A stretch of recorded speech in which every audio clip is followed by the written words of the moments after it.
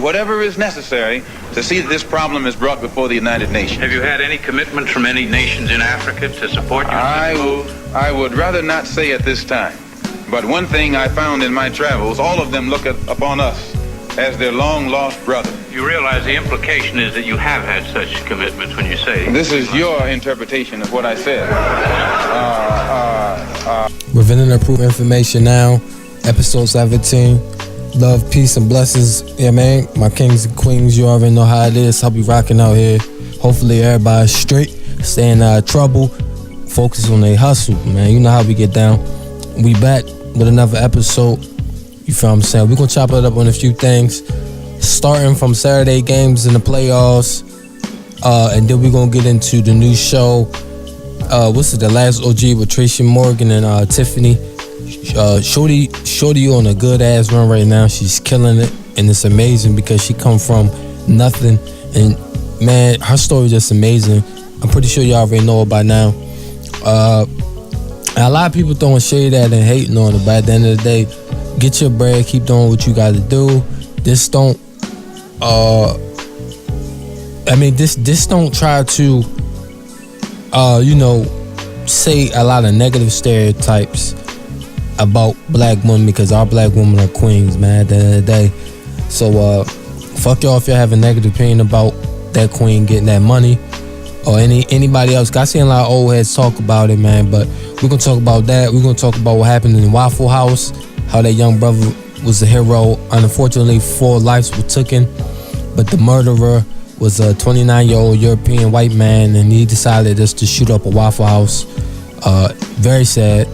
But let's get into some games. Yeah, man. We have, and that was only half. We still got a lot of more. Racist ass Gary Owens with his bitch ass comments. He gonna get his wife to say the word nigga. Yeah, man, I don't like that nigga at all, bro. I don't like that motherfucker, man. Yeah, man. But anyway, yeah, man, what happened Saturday? The 76ers beat the Heat 106-102. The Trailblazers got swept by the Pelicans. My boy AD, 131-123. The Timberwolves finally beat the Rockets 121-105. The Jazz came back and they beat the Thunder 115-102.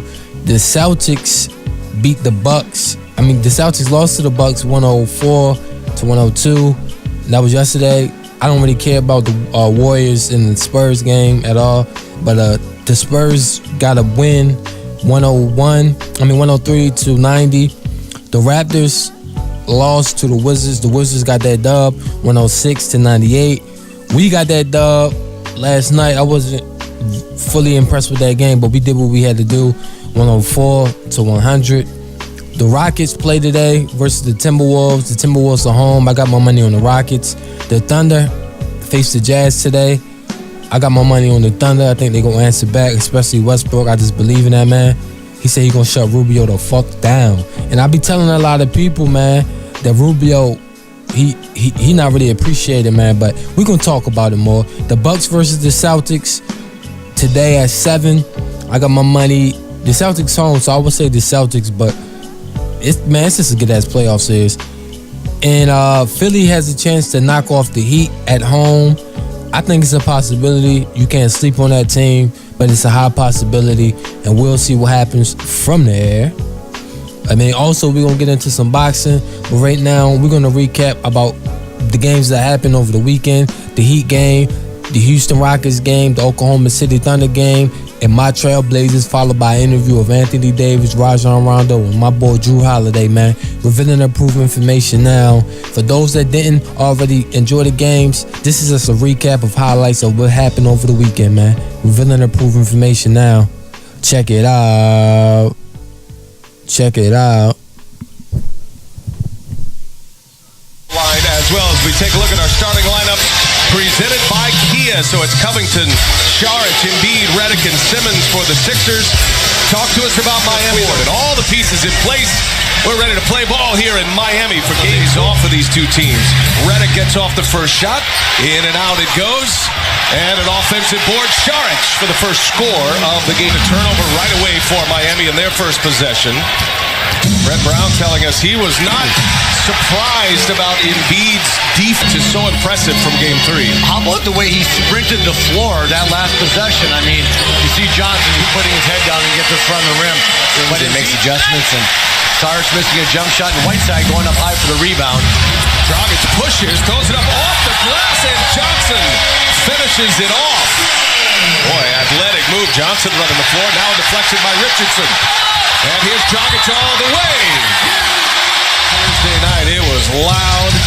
Lot of energy and enthusiasm. They know what winning looks like here in Miami. They're hoping they're witnessing again as Richardson drops a bomb. You know, everybody out there, just watch the pace and the space at which these teams play. Great out-of-bounds play. What a nice pass. Sixers get it organized now. Embiid banging his way on a Whiteside. Little jump hook, and he draws the foul. Count the basket. Heel down. Couldn't take advantage. Look at that pass by Simmons. The catch by R.A.I.N. Nice finish. Boy, they call that. R.A.I.N for three. Gets a friendly bounce. You know, what's called fact talk. He says he's the best big defensive big man in the league. He's got facts to prove it. And you see, so they can get it rolling from that three-point line. Well, and quickly out to an 8-point lead in the corner. And the three-pointer for ways for Miami to close some of the gap that they lost in Game 3. Ellington would be a piece of that. As Simmons, the nice Miami in this series, as Covington lost the handle. Winslow pushes, bounce pass to Dragic, and Dragic with a layup. Can't shake him in a turnover. Wade going up top. Down. Bam. Adebayo. Great pass by Wade. Saw that coming, waited it up. Miami rated 7th defensively this year in the NBA. Ellington, step back three. Yes, sir. The whole process, what is now familiarly known as the process. And Dwayne Wade comes in, and it looks like he alerted the Philadelphia 76ers that this was the spot he wanted to be. He's had a great year, a career year, and on cue. Left box. 15th year in the league, Dwayne Wade. And that's a foul, and that's going to go. Ellington Run for a three on the one on no break, possibly instead of a layup. Dwayne Wade spins to the basket, and a foul. Johnson pulling his way right through Olynyk to score. They had just powered his way to the basket. Olynyk with no chance. Wade shakes Bellinelli, hits again. Go to the basket, rather Adebayo, I should say. Wade not pleased with the rookie. Redick answers on the other end. Down a point with the ball. Richardson inside the right side, and a foul. And I know you mean nerd in a loving way. Yeah, as loving as I can when I say nerd. Whiteside. And Embiid lost the handle, ends up on the deck. On the move, Winslow. He can handle it. Winslow all the way in, scores. In game number 3, hit a couple of threes. It was 3 for 4, actually. As Winslow answers with a Thursday night. Biggest lead of the game for Miami. Bellinelli, the catch and finish at the glass. Nicely done. Whiteside on Embiid. And a steal by Wade. How about him? Dwayne Wade gets him on their feet in Miami. Trying to keep it alive, cannot score. Look at Dragic, takes it right back. Going to the hole. Embiid denies him. R.A.I.N to Covington in the corner. Oh, big shot. Tremendous play on both sides of the ball by Philadelphia. James Johnson, little Euro step, and it goes. And now to the half yet. Embiid poked away by Dragic. Goran Dragic has stitches in that left eyebrow. Richardson, no report yet from the Heat. Amir Johnson gets a friendly roll with the board. McConnell, wide open from the elbow. Got it. The most in any half in a playoff game since 2009.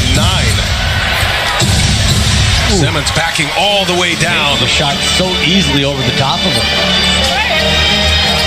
Goran Dragic. Another terrific run for Miami, and he hits a three. Number 4, Covington will sit. Bellinelli back on the floor. Here's Whiteside, and the little floater is Joel Embiid. Put him on his heels a little bit by being really aggressive. Another steal. Richardson with Simmons on him, gets free and scores a layup. Fast, he took it down a notch. A little change up that time. Another pick by Richardson. He's got Whiteside with him up top. Two-handed throwdown. Sprinted to the other end, got great position. Richardson's been a great story here, and he's going to throw another one up for Hassan Whiteside. Found a little 12, 14-footer. Bellinelli's had a nice series. Johnson with the left hand finishes. Wade Ellington set to check back in. And now Simmons with the spins. Oh boy, was that in Game 3, which was his first ever playoff game Thursday. That is denied and destroyed by Joel Embiid. Leading into the fourth quarter, Philadelphia has dominated there as well. Plus 34 in the fourth quarter of this series. It's to Wade. Wade puts 2 more on the board. In and out it goes. And out of Bio. Now Miami wants to push it. 3-on-2. Winslow, a freight train coming. Ilyasova, Embiid. In the high post, gives it up. Bellinelli now. Bellinelli to Ilyasova. 3-pointer is up, and it is good. And it's Covington with 4 fouls with the rebound. Simmons on the attack.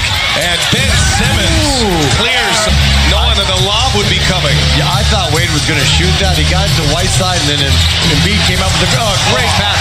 Great pass. Their breath as that one was in the air.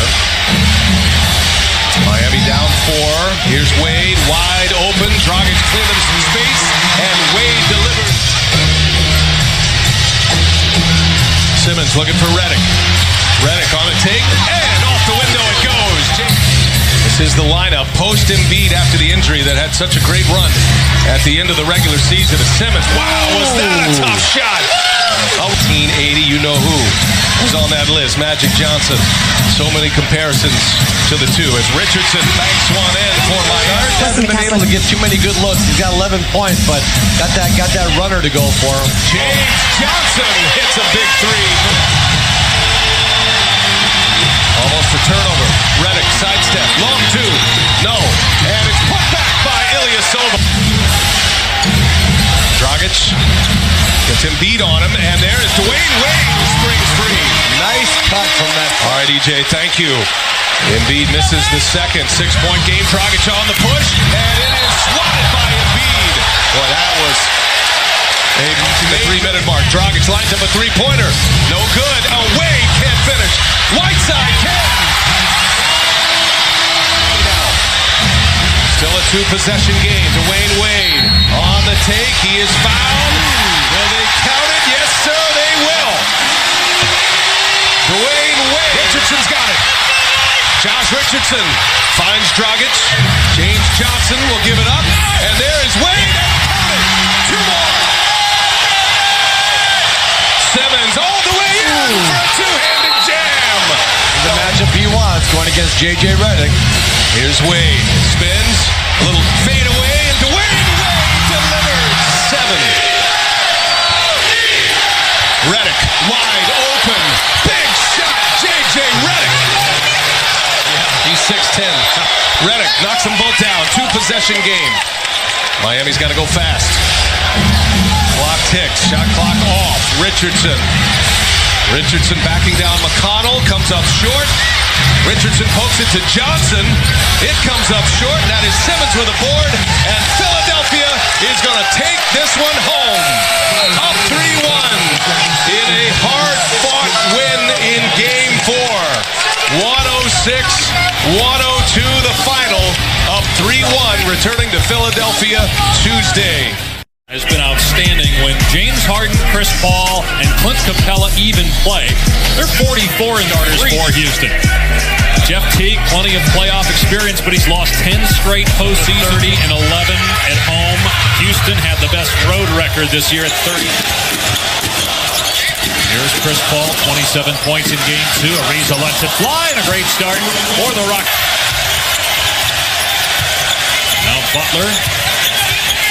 attacking, and banks it in.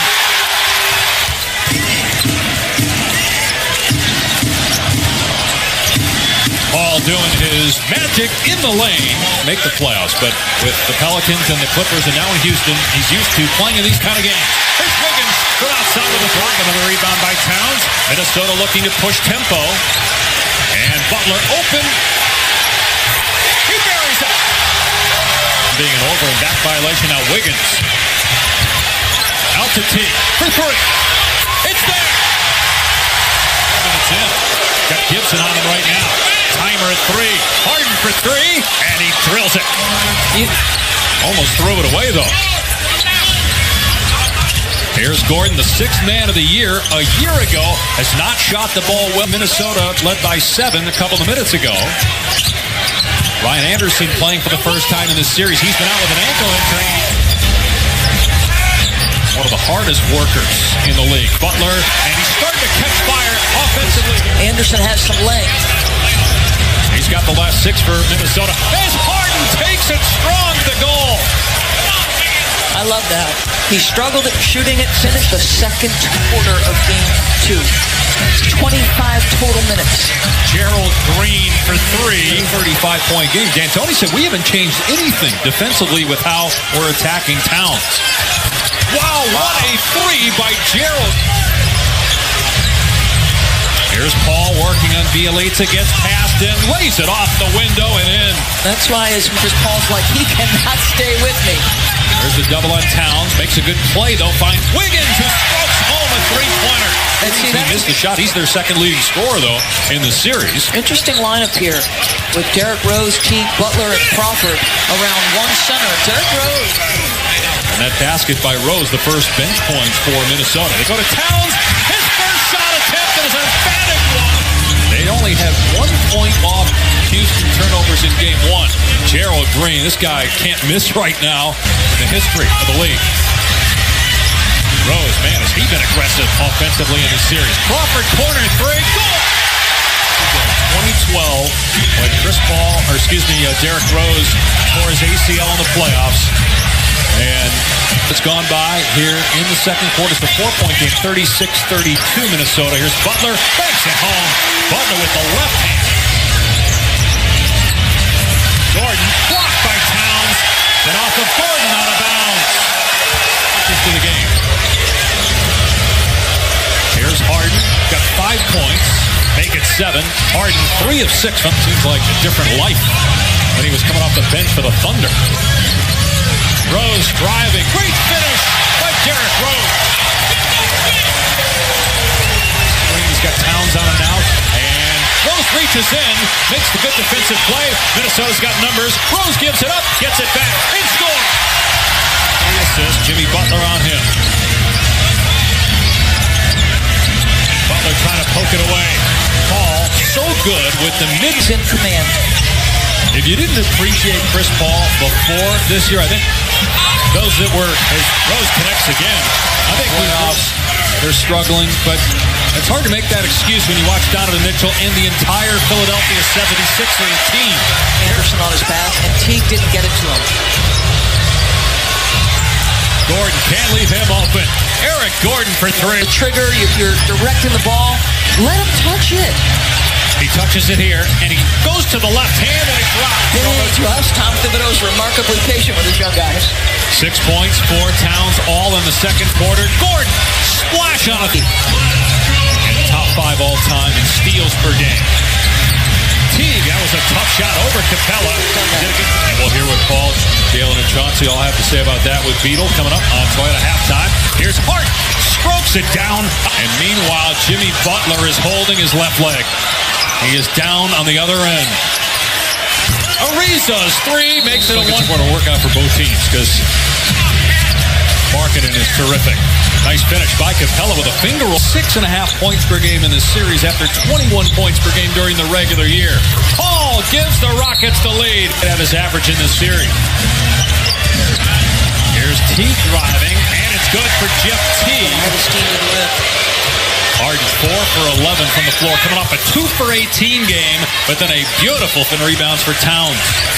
Minnesota just one basket here in the quarter, and that was a Teague jumper. Wiggins hits his third. Minnesota by 1. Butler trying to get into Harden, but Capella sets a great screen. Quarter. Wiggins penetrates and kicks. Butler rising, hitting a three. Harden wide open, rhythm dribble. No good though. Great offensive rebound. And Capella. Here's Wiggins trying to shake Gordon. 3 from Towns. It's there. Midway through the third. Anderson for 3. Able to answer. It's 68 double-doubles during the regular season, the most in the NBA. Ariza hits the deck. Butler throws it off the glass. Got the switch here. Nene guarding Butler. Tyus Jones into the lane. And it's good for Jones. And that was not a good pass. Turnover. Here comes Harden to Nene. And Nene stuffs it through. Wiggins facing up on Gerald Green. Drives at him. That's a tough move. Some toughness there. Towns on the cut. Finishes. And he's fine. 50 to go. Eric Gordon fires to an open Anderson. That was a great find. And Anderson. Need to get him sort of back conditioning-wise, rhythm-wise. Gorgie Jang's going to try a 3. And he makes it. With 10 ticks on the clock, had he not made that, he would have heard for longer than 10 ticks. Wiggins with the slobber. And Derrick Rose, who did not play in the third quarter, at 10 points in 9 minutes in the second quarter. But fearless. Ball pulls up and gets it. They lost Gordon Hayward, among others. He did a great job. Great steal by Jang. And Jang! Exclamation point. The one team they couldn't beat was the Rockets. They lost all 4 regular season games to Houston. Here's Rose. Driving at Tucker. And Rose. How about the game that Derrick Rose has had? And then the Wolves exploded offensively. They're led by as many as 19, but now Houston can get back to 10 or 9 as Harden finished. They're going to Towns one-on-one against Anderson. Butler is open for 3. It's good. Teague's going to try a 3. Got it.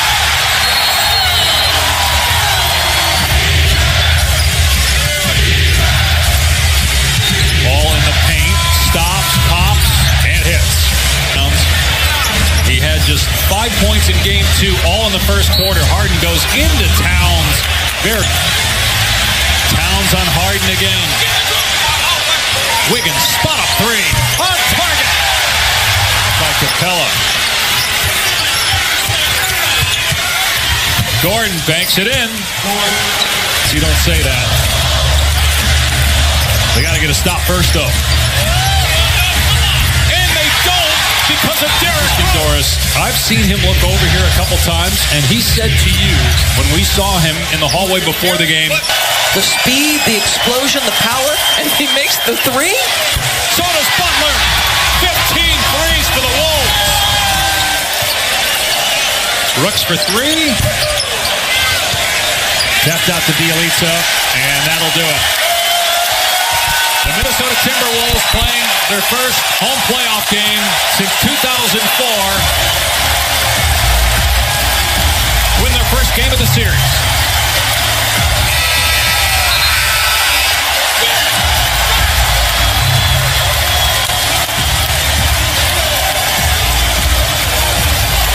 Best of 7 first-round matchup between the Oklahoma City Thunder and the Utah Jazz. This series tied. George still dealing with that hip contusion a bit. Corey Brewer, Carmelo Anthony, and go and has felt connected to this team all season. As Rubio scoots around Westbrook. Here comes Mitchell through the paint. Scoops it in. The physicality up a little bit. Some skirmishes last night, some skirmishes today, and guys know that the season's on the line. Nice shot there by Melo. Yeah, he needs to chases it down.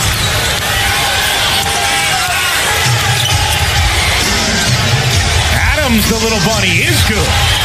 22 minutes of game 2. Ingles finds Gobert, open alone, and puts it down. Jazz 1-8 in their last 9 home playoff games. George step back three is good, and that was the contusion on his hip, a little more on the offensive end than the defensive end. Ingles slides in for 2. But Utah was a plus 11 in that category in their Game 2 win. Rubio's jumper rattles it. Here is Anthony sizing up Favors. And Melo connects. Is it Jazz series? Still one of the best one-on-one when he catches the basketball. Ingles in the corner. Splash. Gobert pinned on the block.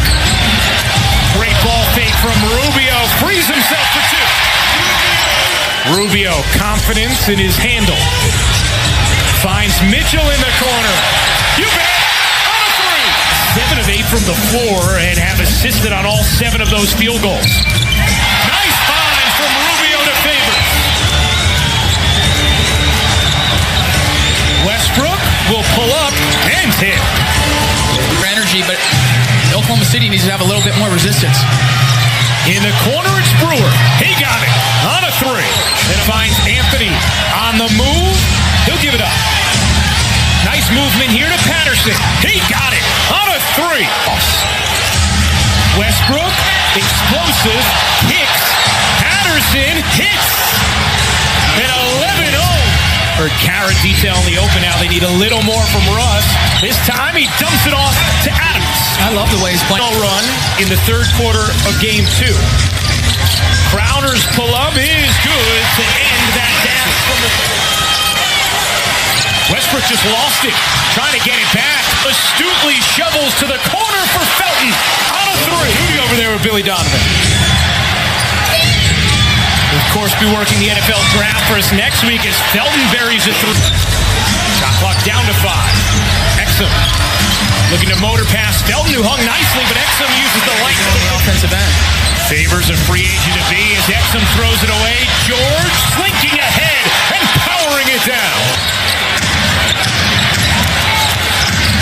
Crowder plods ahead and banks it off. Drags him out. 5 to shoot. Mitchell goes right around him for 2. And Abrinas had no chance. John Stockton watching a fellow Utah guard. Great no-look from Westbrook to Anthony for the flush. Conversation. He said Stockton couldn't have been better to him.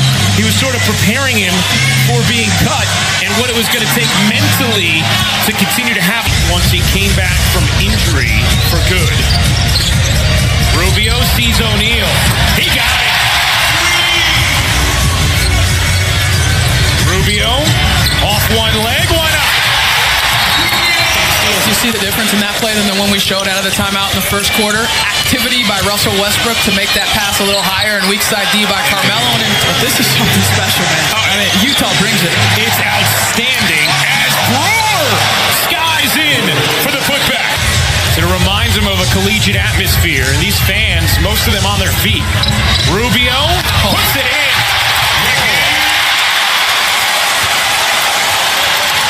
Rubio for the lead. He got it. And in this first half.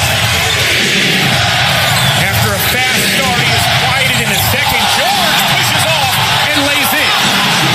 Rubio. It's been his half. Slings it to Ingles. On a 3. Favors had it stolen by Westbrook. He has Anthony to his right. Westbrook soars in for the finish. Wrestled it. Mitchell, great feed. Rubio, denied by Adams. Gobert cleans it up. As is usually the case in an NBA arena. Westbrook connects on a 3. Adams hooks it in and ties this game. Go over to Adams. Just like that, the Thunder can take the lead, and they do on a 3. There's some production on the offensive end. Those trail threes manning that 4 position. Mitchell with an answer. Goes it in, deflects it. Here comes Rubio. The bounce to Gobert. Westbrook explodes and gets denied. Mitchell and Gobert both there. Mitchell on the other end. It's a goaltend. George goes around the Patterson screen, finds him on the pop, and he hits a long two Gobert free throws. Grant trying to force his way in, and Gobert would have none of it. Westbrook now 5 of 17 from the floor. O'Neal catch, fire, hit. Place ready to pop.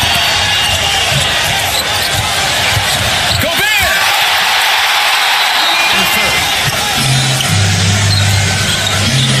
George's three is good, and does that get Paul George going? Ready for the Jazz.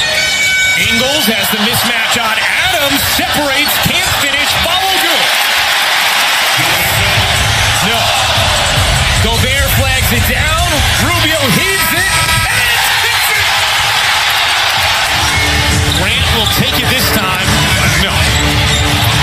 Brewer went for the rebound, pushes it up and in. The capability to go for big quarters. Mitchell has a seam, lays it in. 14 for Mitchell. Westbrook saunters to the scorer's table. George has another. And just the last 16 for the Thunder. 10 to shoot, Rubio. Fading away, puts it in. 4 in this game. George sizing up Mitchell. He has 2 more. Sizing up. Mitchell cuts through 2. Flips. Ingles. 3. You bet. Mitchell will pull. And hit. What is this? Felton in the corner. Ends the run. Rubio getting crafty. Did you see that fix in the play there by Ricky? A filthy play from Ricky Rubio has been just tremendous tonight. Wanted a whistle, obviously it didn't come. Inside, Favors blocks Adams. Mitchell comes away with it. Mitchell for 2. Just 2+ minutes away from a 2-1 series lead. And a game 4 at home as Mitchell splashes in 2 for Mitchell. Grant puts it in, plus the foul.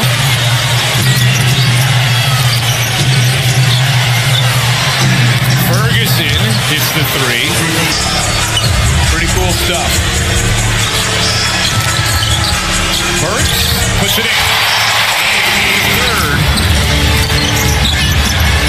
At the end of the frame, Utah took control, and then they have dominated. Grant finishes on the reverse. Authoritative Game 3 win.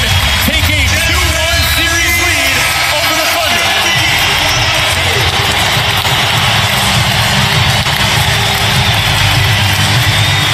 Ricky Rubio with a triple-double. Rudy Gobert, 18 and 12 plus. Such an impact on the defensive end. Starting lineups. Change for Portland. Evan Turner is back in the lineup. He did not play in Game 3 because of a right 119-102 victory in Game 3 on third in Game 3. Turner gets around Davis. Left-handed layup. Gets the roll to get things started. Holiday one-on-one with Turner. Former teammates in Philly. Rondo the penetration. Nice find. Push shot goes. More. Handled by Lillard. Lillard, the floater, gets it to go. See, I like that. Second possession that time, courtesy of Nurkic. McCollum a 3. Can't hit. Portland opens up 4 of 5 from the field. Isolation against Lillard. The help. Holiday, kick out. Rondo crosses and scores on the scoop. 6. Blazers. Rondo on a kick for Holiday. Goes behind the back with it. The jumper goes down. It's a 9-2 run. Aminu, a 3. They've been knocking them down, and that's the challenge for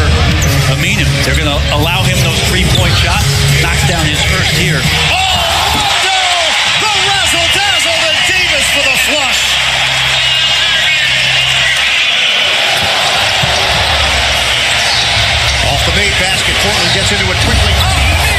Delivery. He can't buy one. Rondo blazes up the floor. Holiday, tough. One hand in the column, no. Pelicans looking for the lead. Rondo, one touch. Holiday to help him. Well, I missed Baldwin. Baldwin was ahead of him for a layup. Turner, the hesitation, spin, the flip. Evan Turner with 1 point lead for the Blazers. Baldwin feeds it inside. Davis. Oh! The block by the brow. Sees them all. He said the turnovers were confounding, and at some points it looked like our team forgot how to dribble. McCollum gets into Davis. Shot clock down to 10. Clark swings it. Two-man game with Hill. Clark, slingshot three. That's all you can ask for. Coach, thank you. Ian?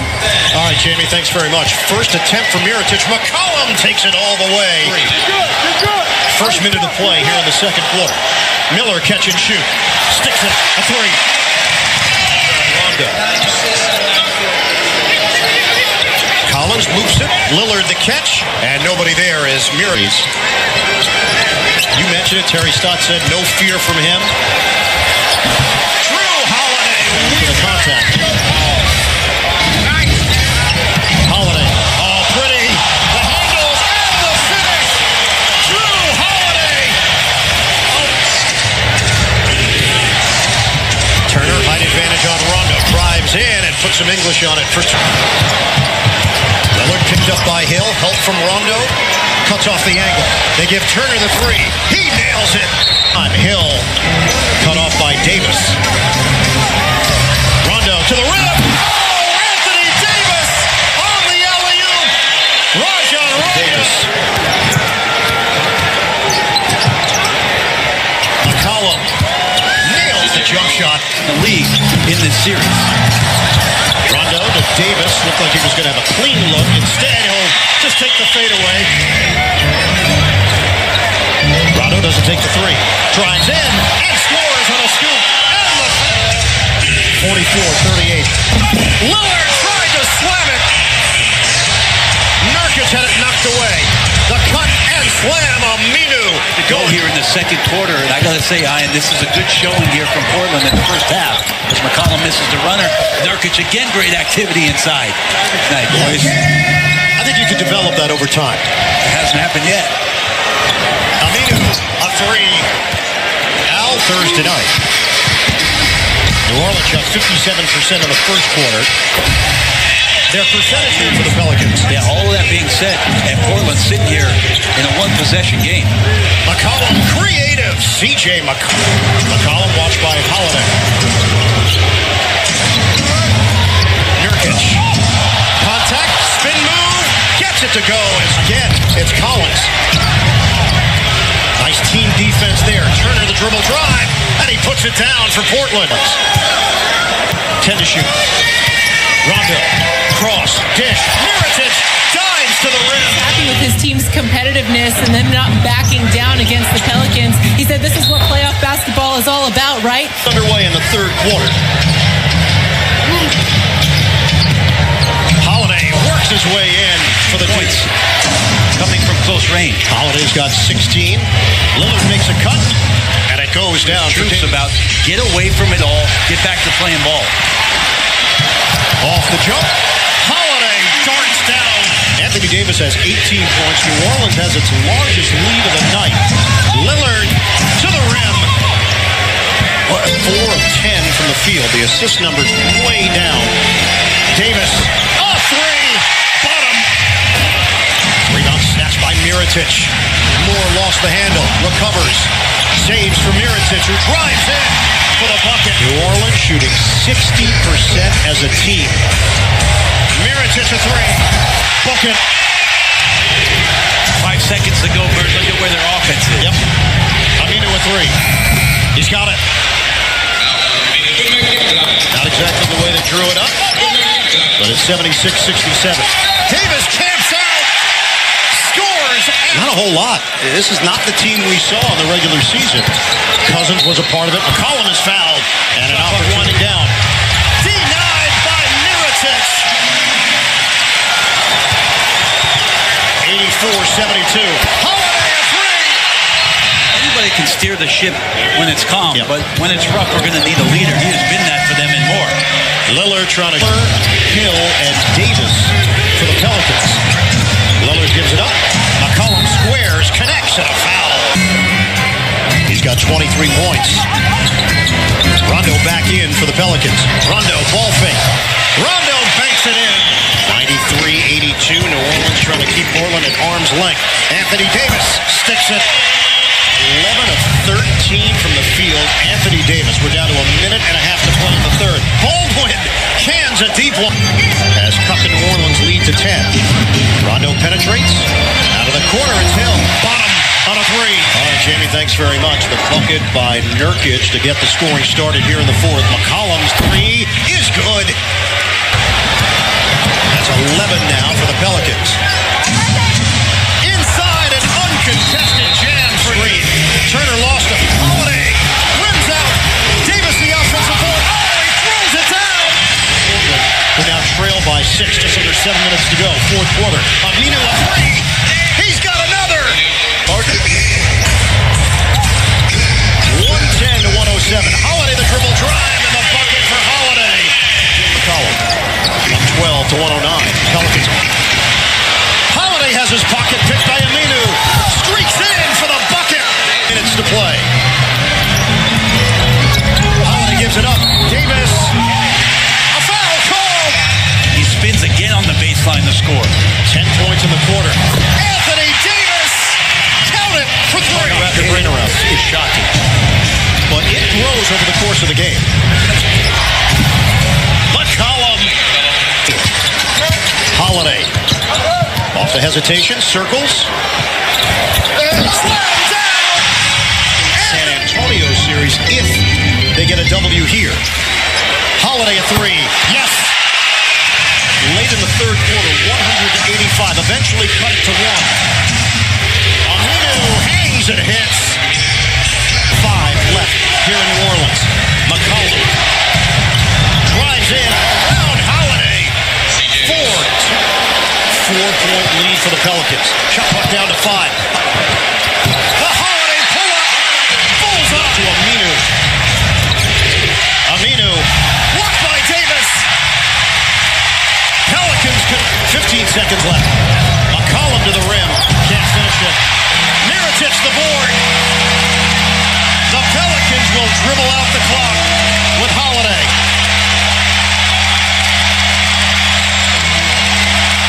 It's over.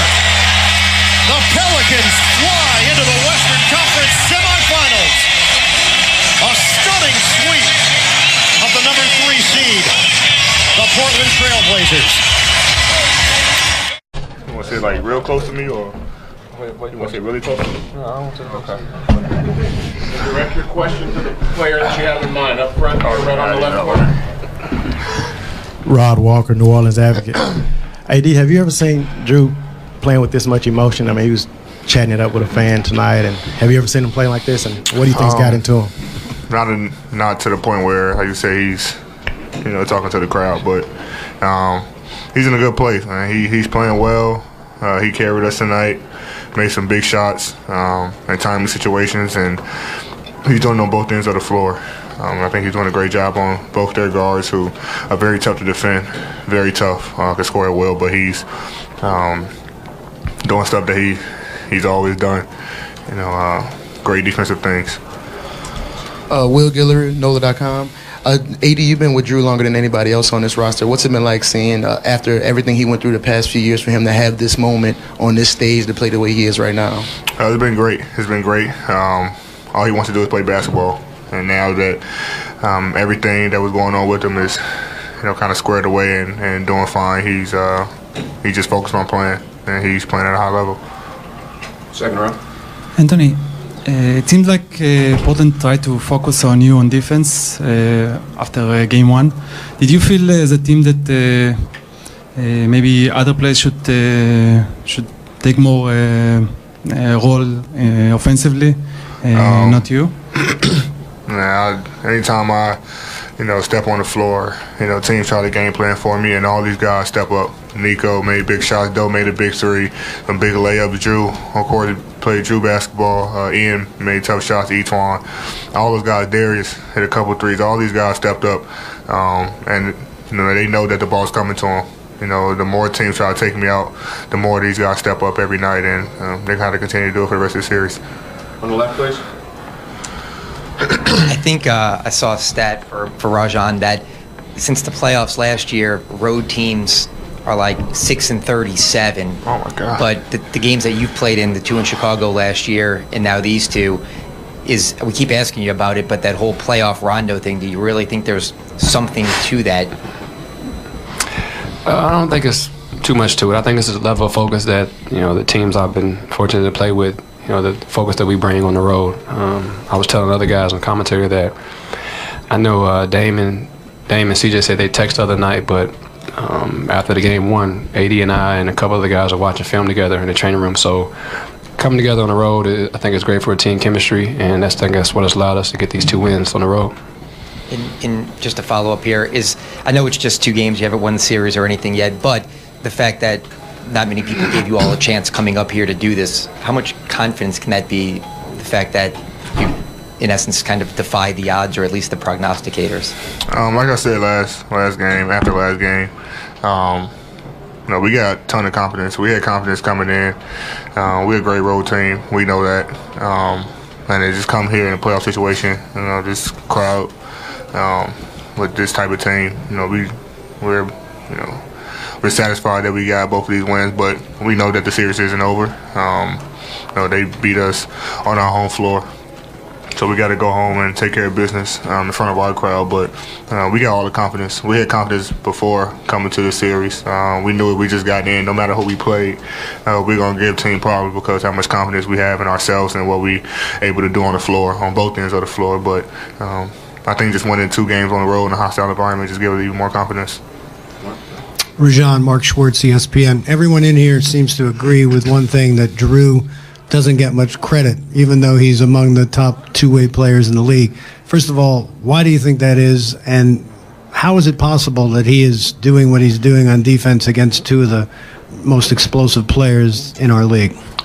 I think it goes along with his personality. He's not a big guy that talks, even though he's shown more emotion in the playoffs as of late, but he flies under the radar.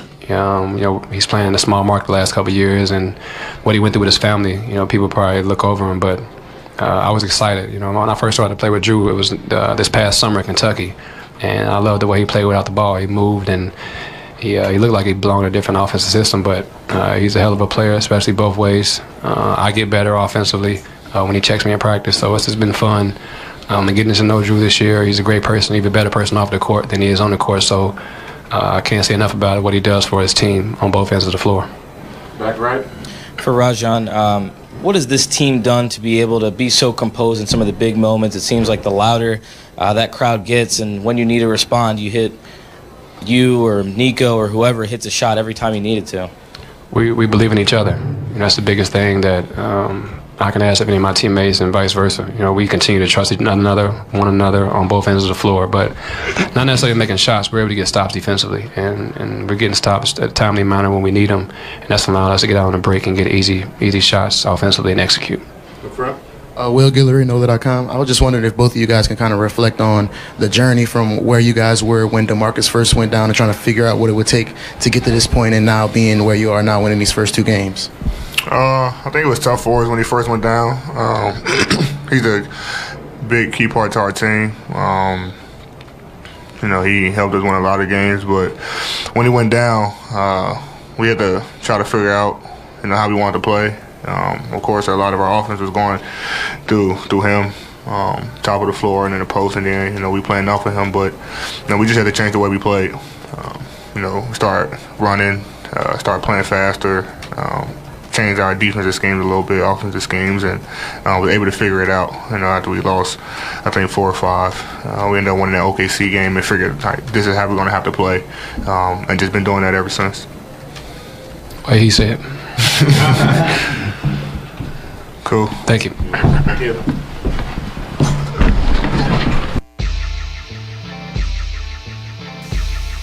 All right, man.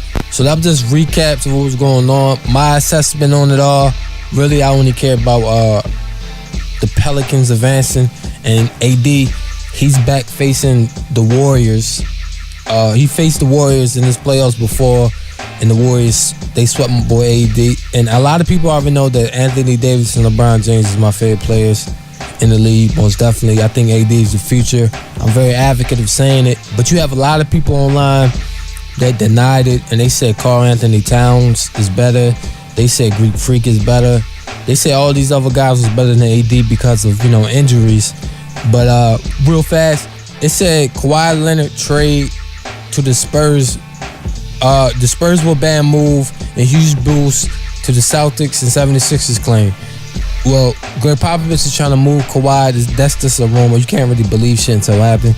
But Spurs been sloppy with their organization lately, so you never know. But they said that they banned them from going to the Lakers, which makes sense because why would you try to make Kawhi go to somewhere that you have to play? And definitely the Lakers and the Spurs said they a bit of rivalry between Kobe and the Lakers and all that. So Spurs fans don't really like the Lakers fans, not like that. That's competition. But Rajon Rondo is playing amazing, bro. Like going off. Like if you watch the games, even Drew Holiday, it's like god damn, bro. Like they really turning it up, bro. Like I can't really explain it too much, man. Like you just have to watch these games, man. You can listen from the highlights or from the post-game interview. Anthony Davis is very confident, and I love it. I love the fact, and for my Anthony Davis fans out there, this is AD's first playoff series that he ever won in his career thus far. So he been in the league since 2013. You feel me? Coming out of Kentucky, man. And I normally only fuck with Maryland Terps as far as the women and men, as far as that college shit, or even Maryland teams in general. I don't really care too much about other school colleges because I feel like that it's a home joint. And even Georgetown, that's a nice school as well. But I think Anthony Davis is the future. If Curry don't come back and they still play right, I'm voting for Anthony Davis all the way because I want to see him or LeBron in the finals. But let's switch it up real quick. Boxing matches over the weekend. Adrian Broner versus Jesse Vargas. My man Javante Davis, aka Tank, from Shorty from here, Baltimore. Yeah, man, I'm Maryland native. Tank got that dub. Yeah, man. So we gonna get into that a little bit. Tank, man, a lot of people, they respecting that boy now, man. What's different opinions? Niggas feel differently. Some people think he not. But he like a combination of Baby Mike. That's what I call that nigga, Baby Mike. But let's get into it, man. Boxing over the weekend, revealing approved information now. Check it out. Check it out. Check it out. Fuck all that. Man, let me see the mic. Hey, I beat. Hold on. I beat your ass. Look at his face. It looked like I beat him what they beat Martin Luther King with, man. Be quiet. You know what? I'm gonna be honest. I'm an honest man. We went at it for 12 rounds. That's what it was. Go at it. That's gay. We can do it again. Going at it is gay. We can do it again. I beat your ass. We can do it again. I beat your ass like you stole something. I beat your ass like you got suspended from school. I beat your ass like you stole my ball, ass, nigga. We can go get some more if you want. Huh? You heard me. You bruised up. I'm ready to fight right now, fool. Come on, man. Your face cut up. You need peroxide. You need peroxide of alcohol. You need to settle down. You need peroxide of alcohol. Boy, your face on 6'9" right now. You a blood. All right. Did you think you won the fight? I thought I won the fight. But at the end of the day, I can't argue and I can't dispute the judge's decision. Why do you think you won the fight? Because I was landing clean, effective blows from the outside. And then I settled in, find the inside, hit him with some clean, hard body shots. I thought it was a good fight. I felt it was up, but at the end of the day, I can't dispute the decision from the judges. You threw a lot more punches, over 800. You certainly won the early rounds, but it seemed like Adrian came back in those middle rounds and won those. What happened to the complexion of the fight during those middle rounds? If that's your fair assessment of the fight, does that argue with the judge's decision? No, but I'm asking you a question. What do you believe happened? And that's how the judges' cards reflected as well. Well, it wasn't far off. So that means that it must have been a close fight for every judge to have it close. Two of them had it a draw, the other had it a close fight. did you think that you had won the fight going into the 12th round? I did. I felt that it was a good fight. I thought I was up by 2 rounds. Personally, but like I said, I'm not looking from the outside. I'm finding the inside, so I'm relying on the judges to make the right decision. Did the cut in the 11th round bother you as the fight for the final 2 rounds? It did, but this is a fight. We can't make any excuses. If there's a cut, if there's a bruise, we need to keep fighting, and that's exactly what I did. I gave the fans a show. I gave the fans, fight fans here in Brooklyn, a show. I hope that they enjoyed it, and we hope to come back and do it again soon. And you said you'd like to fight him again, correct? Of course. We'll run it back. Okay. Adrian, why do you feel that you won the fight? First of all, I want to thank God for nobody getting seriously hurt. Y'all can boo, it's cool. Second of all, you know, I want to thank Jesse Vargas. You know, he's a 2-time world champion. You know, he came to fight. But at the end of the day, man, y'all know I beat him, man. No homo, man. I won that fight. Point blank, period. The early rounds, Vargas won the fight through a tremendous amount more even punches. You think I beat him? Hold on. But then in the middle rounds, hold on, sir. But then in the middle rounds, you turn things around. What turned the fight around and enabled you to connect with your left so often in those middle rounds? I was connecting with rights too. Was you watching? You got cataract, your eyes fucked up? Did you see? No, they're not. Do you want to answer the question? What changed things from the early rounds to those? I got warmed up, and I started putting hands on him. Point blank, period. Were you a different fighter with Kevin Cunningham in your corner? Did the big changes that you had looked for, were you able to enact them? You're a different fighter with that different suit on. Did things change when you changed that old ass suit? I don't have any different trainers or any different tailors. Was your trainer a help this evening? Of course. I want to thank Coach Kevin Cunningham, and I want to give the biggest thanks to him, and one of the biggest thanks to my original coach, Mike Stafford, for understanding I needed to do something different and just stay in my corner. So, you know, I got to give a good thanks to that. Final thought, would you like to fight Vargas again based on this draw?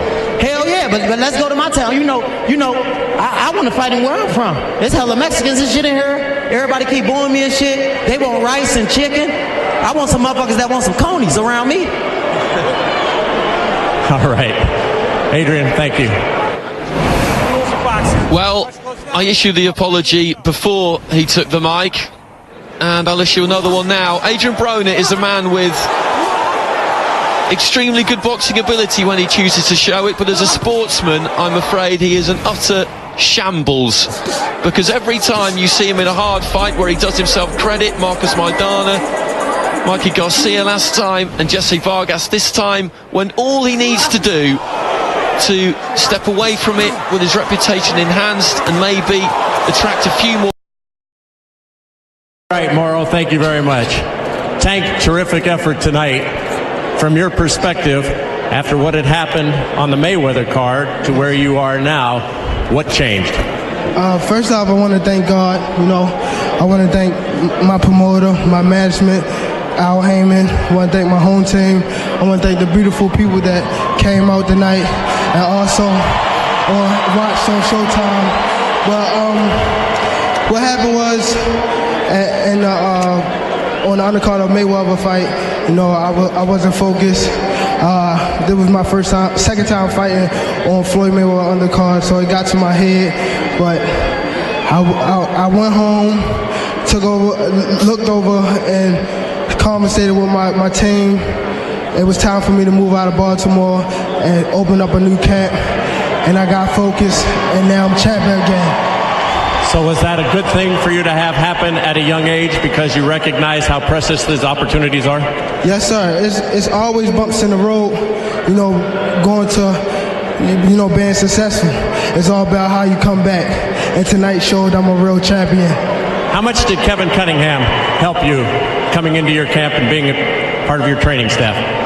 We all know Kevin Cunningham is, you know, he no lack for tolerance. You know, when I'm in the gym, you know, even in the camp house, I had food waiting for me, prepared. Every time I get up in the morning, I knew what I was going to do, and that was train. Lomachenko would be next, but obviously there's going to be some obstacles for that fight. So Dibbs and Farmer, you want the winner of that? I definitely want the winner of that. Let's unify, baby.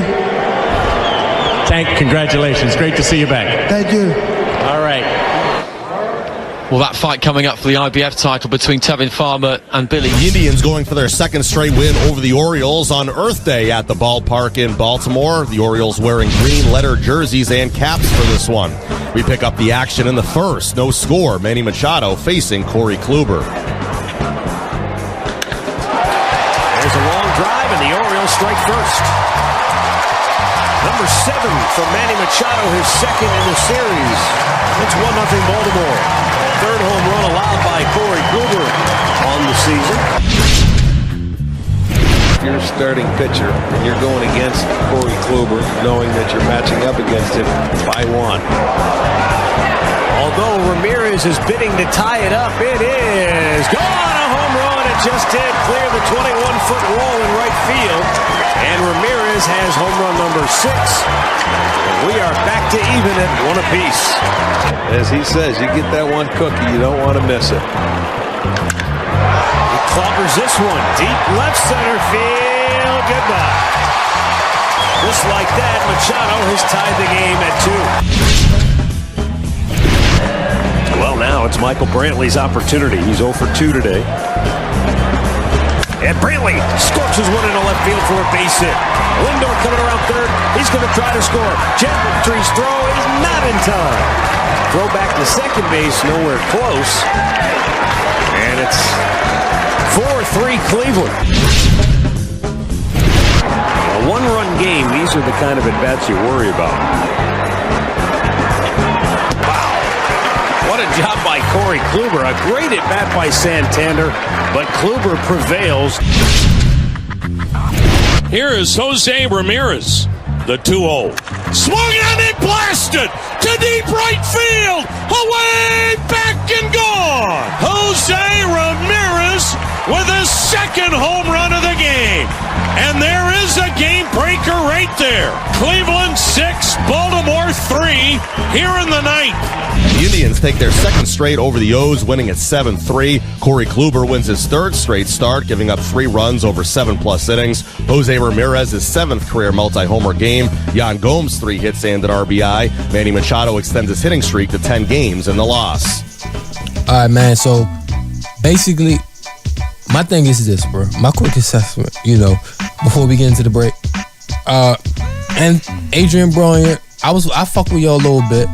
I used to fuck with him more than I did, but a lot of people say he's not serious, he's not focused. But watching him fight, it's a good fight. I have to rewatch it again, but it's a good fight. Tank, shorty from here. That's the home, so you gotta support Tank. Like I said, yo baby Mike. Hopefully I get a chance to go to some of his fights. I never been to no boxing fight ever, as far as main events, and I would love that opportunity because I'm a big fan of boxing, a very huge fan of boxing. The O's we lost yesterday, but it don't matter. We still can bounce back, man. But Adrian Bryant comments, man, that shit just goofy as shit. Some of his actings could be funny, but that nigga just goofy, bro, with the Martin Luther King shit. And then he meant Emmett Till or Rodney King, one or the other. You feel what I'm saying? I believe it was Emmett Till. But that shit is just clown type shit, bro. You feel me? I don't fuck with none of the clown actors that he did at all. But at the end of the day, I don't know these niggas personally, but I'm just looking at their talent as far as what they can accomplish. What they personal life and shit like that, they might be, whatever they is in their personal life, and I don't support all that shit. But he his own man, him. That's just who he is, but you feel me? I thought that was clown shit, and a lot of other people thought that was clown shit. You feel me? And then you in a room full of a lot of non-blacks, and you making fun of your own people. That's why the announcer said what he said. Like, I don't condone it. Like, we pretty much feel the same. Like, we don't condone that bullshit that he did, bro. Like, his face is like Martin Luther King. Like, come on, bro. But anyway, hopefully Adrian Bryant stay on the right track. I want to see him fight Keith Thurman. With American, also American, a lot of people act like that. My boy Ellis Prince can't get with that boy, man. And also, Mike Tyson said that he think that Anthony Joshua can beat Deontay Wilder, man. That's very That's very, very important because Iron Mike is my favorite boxer of all time, so I take his opinion serious. But that doesn't change my opinion. I think Anthony Wilder. I think my fault. Deontay Wilder will fuck that boy up from the UK, man. You dig me? But anyway, man, you know, we about to get into some music, revealing approved information now.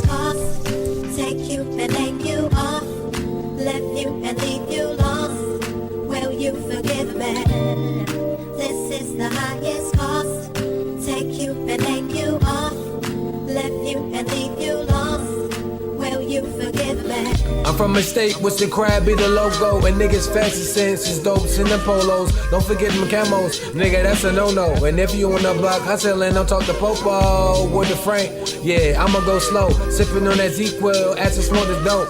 Niggas ain't fucking with rain, that's a no. Always gotta be well connected when you flow. And if you disrespect a nigga, I will break your nose like the cocaine and when you sniff it to the nose. But let's not talk about the white girl, because stories of crack cocaine, I got a lot of those. Rather business or even personal, you would never know. Rain would never sell a soul. Anyway, this song well connected with the blow to the death of me, you know. This is the highest cost. Take you and hang you off. Left you and leave you lost. Will you forgive me? This is the highest cost. Take you and hang you off. Left you and leave you lost. Will you forgive me? Your grace and mercy has me on the standstill. Your soul calls out for companionship, but you have a man still. But you told me that he was cheating, which leads into your beefing. You quickly hit my telephone line when you wanna get even. That blade cut deep, but somehow we stopped the bleeding. Stroke after stroke, and my bed is like a roller coaster. Loud in my great blunt, we smoke over and over just to make our bodies float. Making love until the early morn. Toast some vodka in the toast. We need scrambled eggs. Don't forget the butter, just in case we get jammed up. To slip out of the tight ropes. My pockets deep like that winter coat that hold me down when it was very cold. You that cheese, baby, you know provolone. We gon' have whatever that we need soon. Long as we keep our heads high and never look down upon the rest of the hatred, niggas, that when it's gone. We keep pushing forward even when they throw them stones. We just curve a beautiful sculpture with our broken bones. Falling inside the trap door, with inside the dome. Trying to break free and safely get home. Mama's probably wondering what's taking me so long.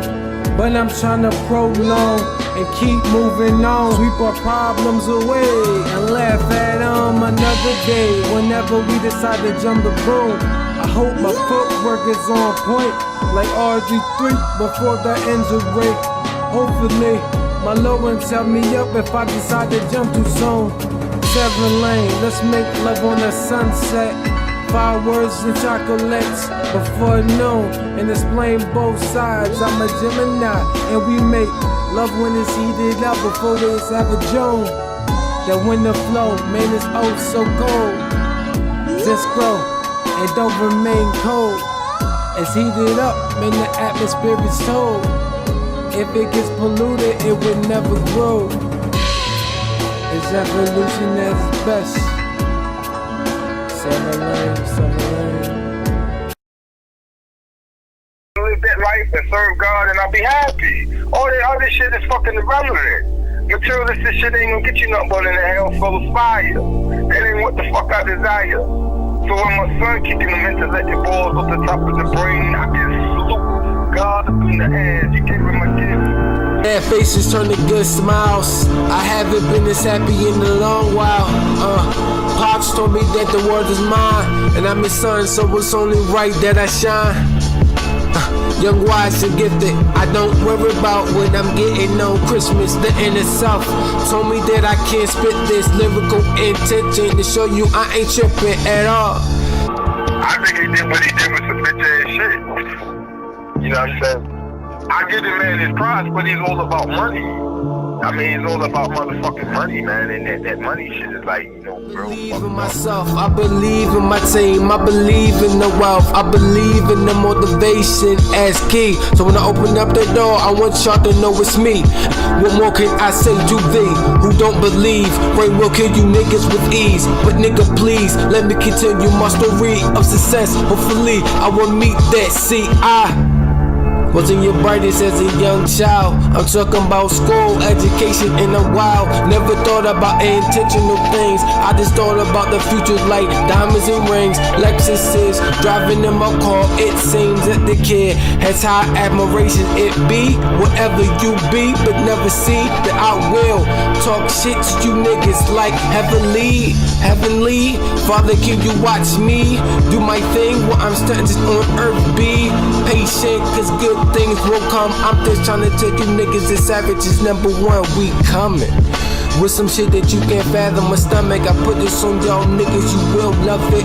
We'll always have my brother back. Real shit.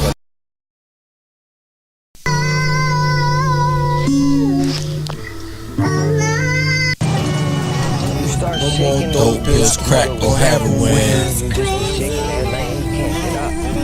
First class dumbass, just to be clear. It's another junkie getting high. Off dope pills, crack, or heroin. In the state of Maryland. Y'all better listen up. More Geminology. His girlfriend is pregnant, and his mother-in-law often drives A around new town year. and tell him to If change y'all pay attention to the description, y'all will see this is a very complex tape. Hot up, sober, or tipsy. It's some money down shit before I drop my album. My album also fire, but you know, I got them drums on it. Or heroin. You dig me? Sad reality is we still locked in them chains.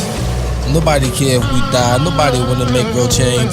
So they gon' make our ass get taxed every time, man. Them blocks poppin', niggas get the dropping quick fast, man. Unity is only for those that's really woke, but they put them to sleep with the bullet though. I can't believe they still wanna overachieve. Most niggas get mad for niggas, sell them more weed, so they kill them and take them out. That's what they like to see, and they sell them niggas guns to track it back to eventually. Listen, that's just how the game go. You get it from your enemy, and lock you back in shackles, and you wondering who ratted on me. Take your anger out on niggas that didn't do shit. You was the nigga who in the hood that is a nuisance and gotta get new quick. You bringing us down, I can't believe that you trying to give us some daps and them pounds. The pig is still shooting us down, like that shit cool to be around. I can't believe that shit so profound. A nigga shoot a school up and don't label him a terrorist, but his color or religion is Muslim and they scared of him. In Baltimore, heroin never left the streets. Ron is not an addict, but like many of his friends, First class dumbass, just to be clear. It's another junkie getting high. Off dope pills, crack, or heroin. In the state of Maryland. No, not really. Do some shit too. Mom is 18. She prostitutes It is herself not Independence Day of New Year's. It's another junkie get high. Yeah.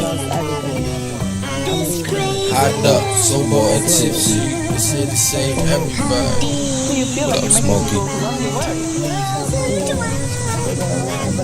More Geminology. If they were so concerned, why not come and help me? I feel you, baby.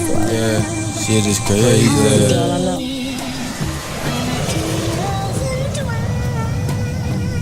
This all I know. The murder, rap, and wreck shit. It's kinda sad that niggas doing drugs is anorexic. Everybody on drugs, nigga, accept it. America so fucked up on drugs.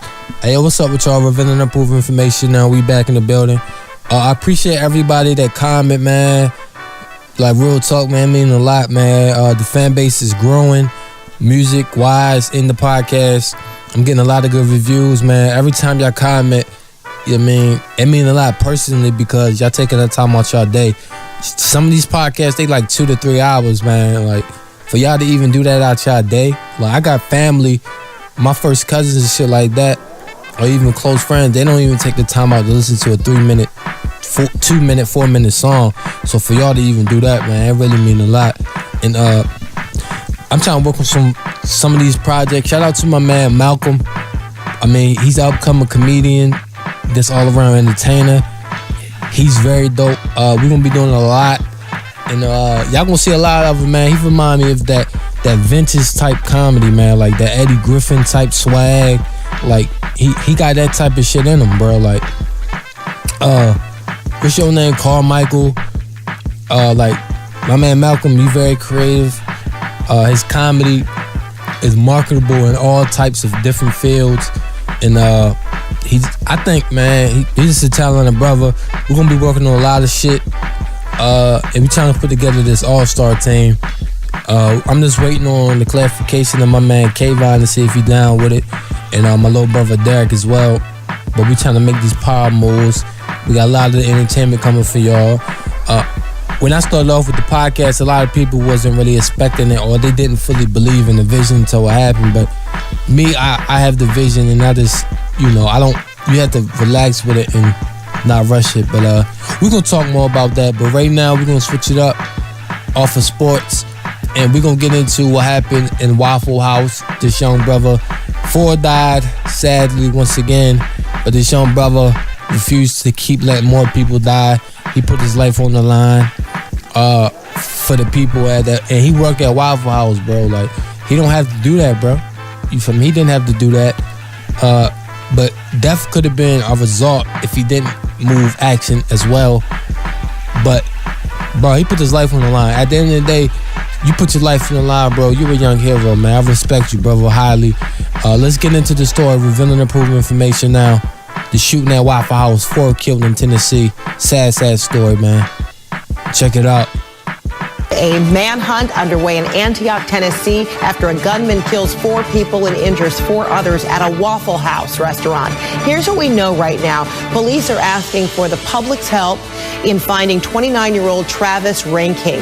Authorities say the gunman arrived in a truck and came out wielding an assault-type rifle. Police say a man believed to be Travis Ranking was last seen wearing black pants and no shirt. CNN's Diane Gallagher is on the scene. So, Diane, what are you learning? So at this point, Fred, that man is still on the loose. They have been able to go and they've served murder warrants at his apartment trying to find him, but still searching for Travis Ranking at this point. Behind me, you can probably see it's a very active scene right now still.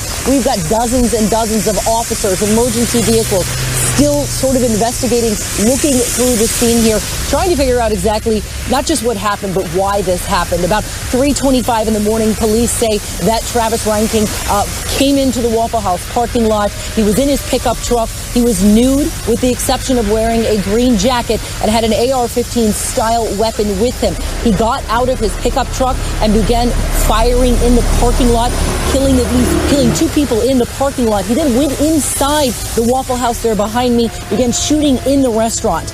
At that time, another man, 29-year-old James Shaw Jr. He was there at the restaurant eating. He went again, still a very active situation. I apologize for that, Fred. But James Shaw Jr. went into the bathroom.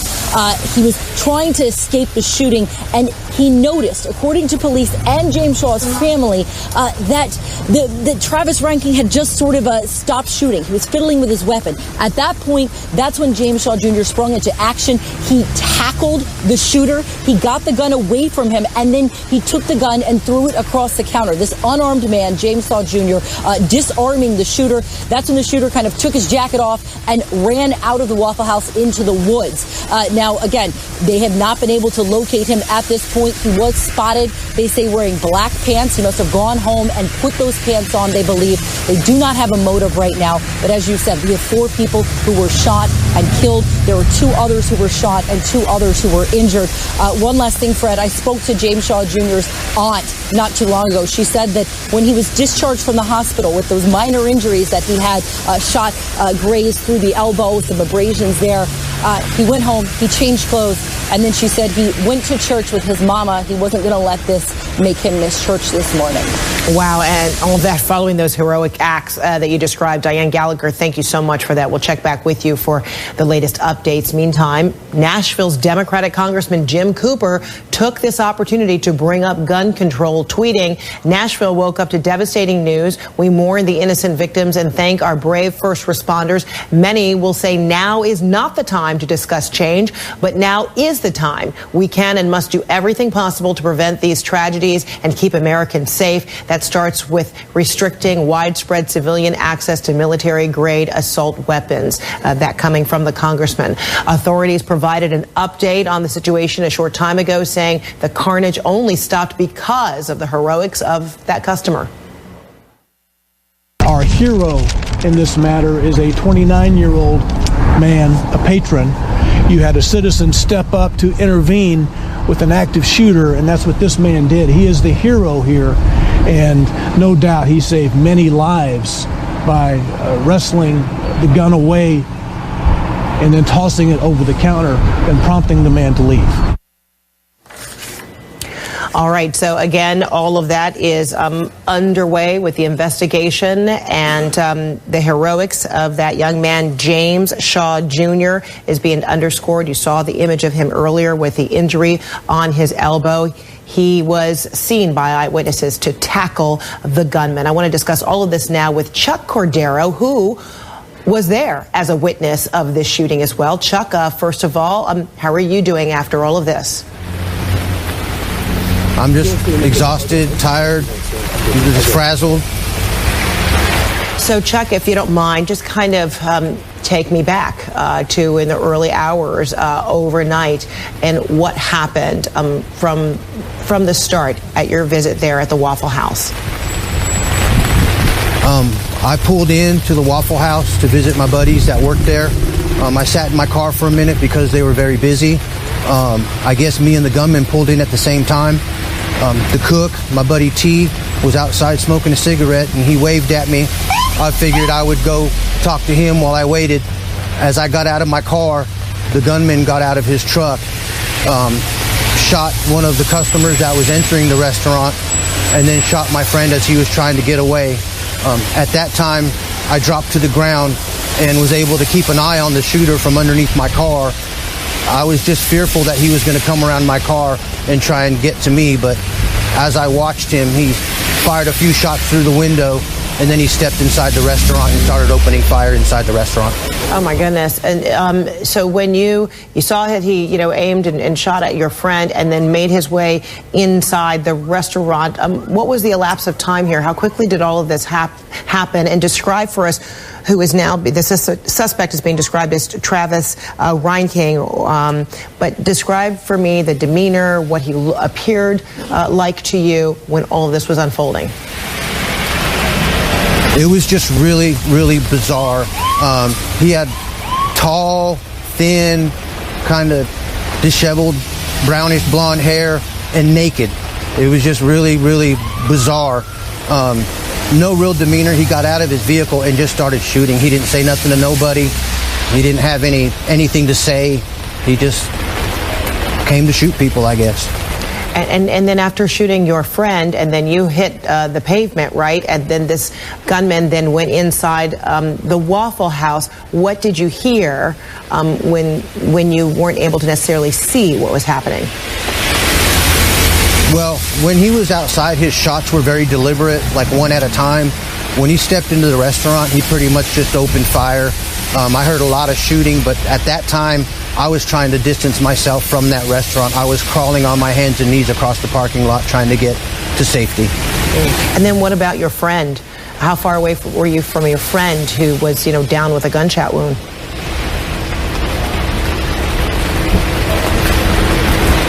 Maybe 20 yards, maybe less. And I know how difficult that was because you're trying to see how your friend is doing at the same time. You're trying to take cover. Describe for me what that moment was like for you. Well, I did not get a chance to get to my friend until everything was over and done with.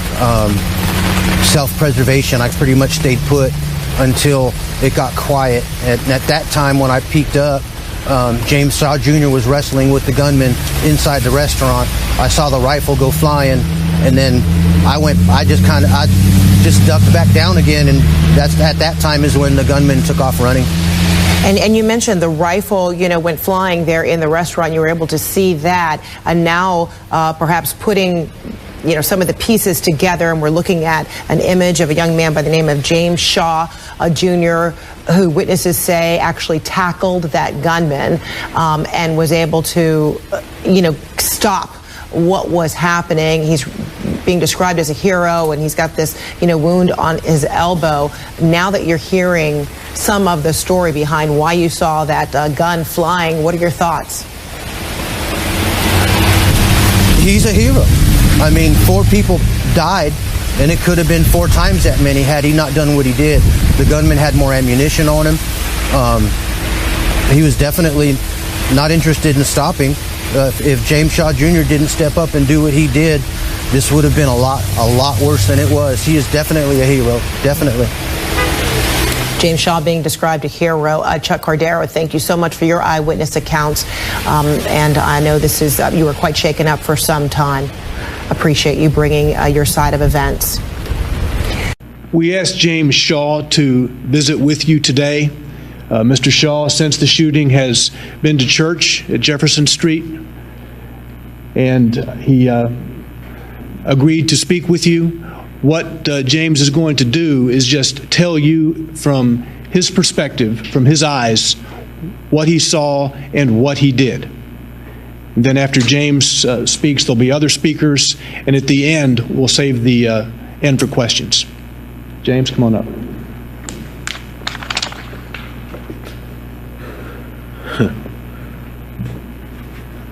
How's it going, everybody? So last night I went out with my best friend. We went to a club out in the Antioch area. We left the club at about 2:30ish. We actually went to the Bell Road Waffle House first, but it was pretty packed in there, like 2 or 3 times what was in the Murfreesboro Road Waffle House. So we left there, got some gas, and then we went to the Murfreesboro Road Waffle House. Got there, I think, at about 3:17ish.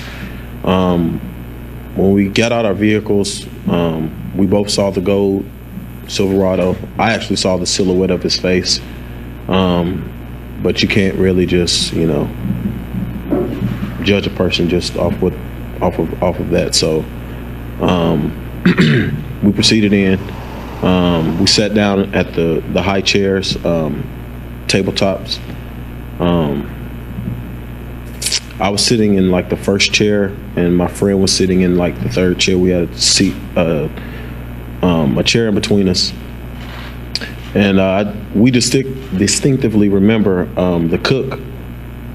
The cook was actually washing dishes, and he was stacking the plates up, and he was stacking them pretty high up on the hood to where we were like, those are going to fall off. Well, at the same time he was doing that, another Waffle House employee was actually about to go on his break, and I heard him say, he said, I'm just going to go smoke a cigarette, I'll be right back.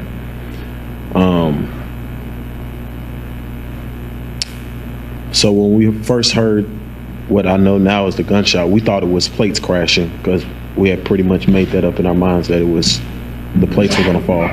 Then the second one happened, then a third one happened. I think that's when the glass busted and broke through, and then I saw the Waffle House employees scatter. And then I looked back and I saw a person laying on the ground right at the entrance of the door.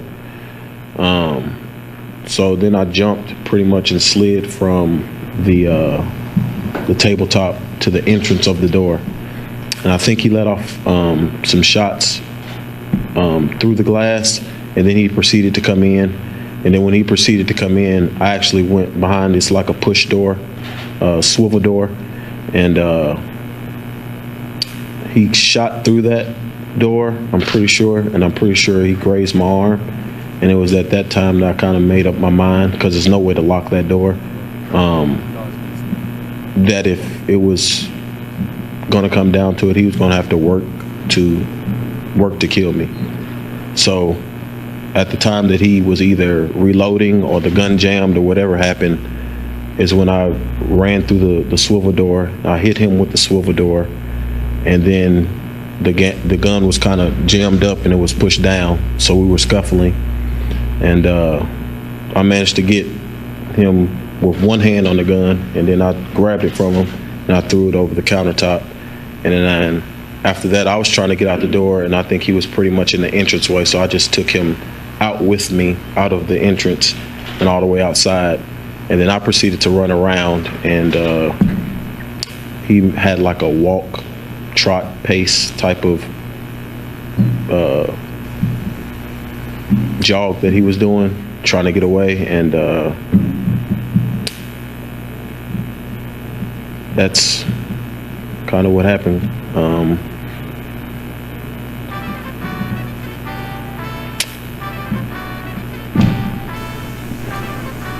All right, man. So, okay, round of applause. Okay, man. So, pretty much it's like this. That young brother is a hero. He's a strong brother. I love the fact that he didn't give a fuck about none of that shit. But I don't know if he has a fam. I know he has a family, but I'm talking about like children and a wife or a fiance or a girlfriend, such as that matter. But that's a big risk, man. But it's sad, bruh. The fact that a lot of people acting like that terrorism is only Muslims, or they think it's Muslims, and a lot of shit. America be invading people's countries, and a lot of people know that America is ISIS. It's just common sense. We're not dumb to the fact that it matter. We know what the fuck's popping. We know what's going on.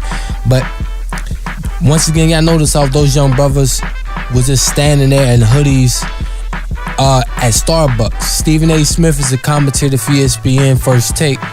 He decided that he said that he feel like that black brothers in the NBA shouldn't wear hoodies, so we know how his bitch ass feel on it. And a lot of them also feel this way. He changed a lot of their opinion and narrative on this, by the way, if y'all didn't know.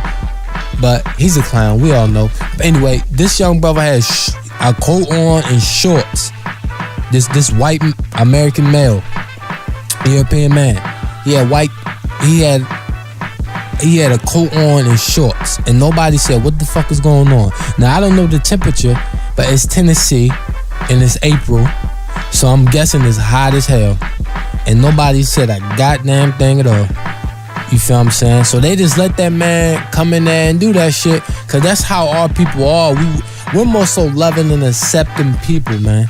We don't just say, oh, no, or automatically get into fear. Don't get me wrong. Everybody see certain people, and a lot of people still fear within our own community, but we more so accepting people because we understand that we get put down and everybody's different. Everybody had their own different style and appearance, so we don't try to put people down too much, man.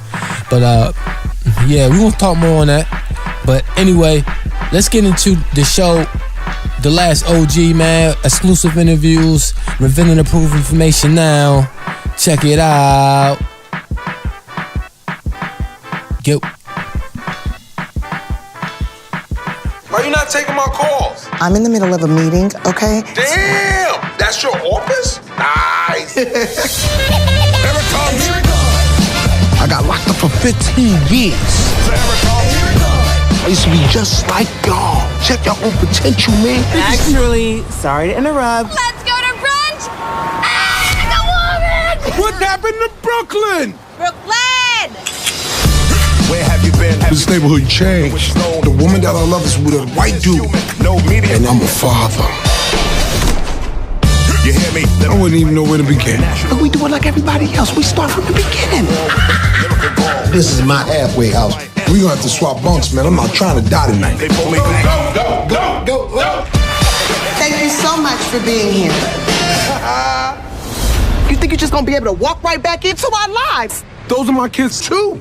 Make something of yourself. Sometimes people will get you down. They get back up. I see what I missed out on. I see what I lost. Ooh, y'all can't see me. No? Ladies and gentlemen, introducing the most impressive. This time, I'ma do it right. Stay away from suggestive language. She don't want to sue me. She's trying to do me. You need to be concerned with recidivism. What? Recidivism. That's what I see. I love my kids. They're precious to me. That's my world. Everything I do it for you. Okay, stop singing. Expecting something different. I'm happy that you're happy. I appreciate you. Second chance is a beautiful thing, ain't it? Standing tall, never fall. Hey, get the back before I knock your out. You have a moment to save the polarized caps? Oh, half calf, no foam mocha latte with an extra shot of espresso split into 2 cups. Hey.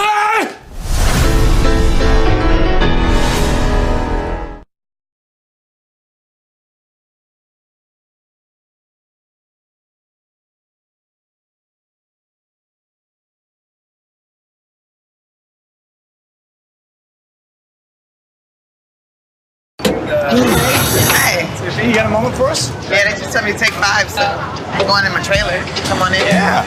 Cool. That's me.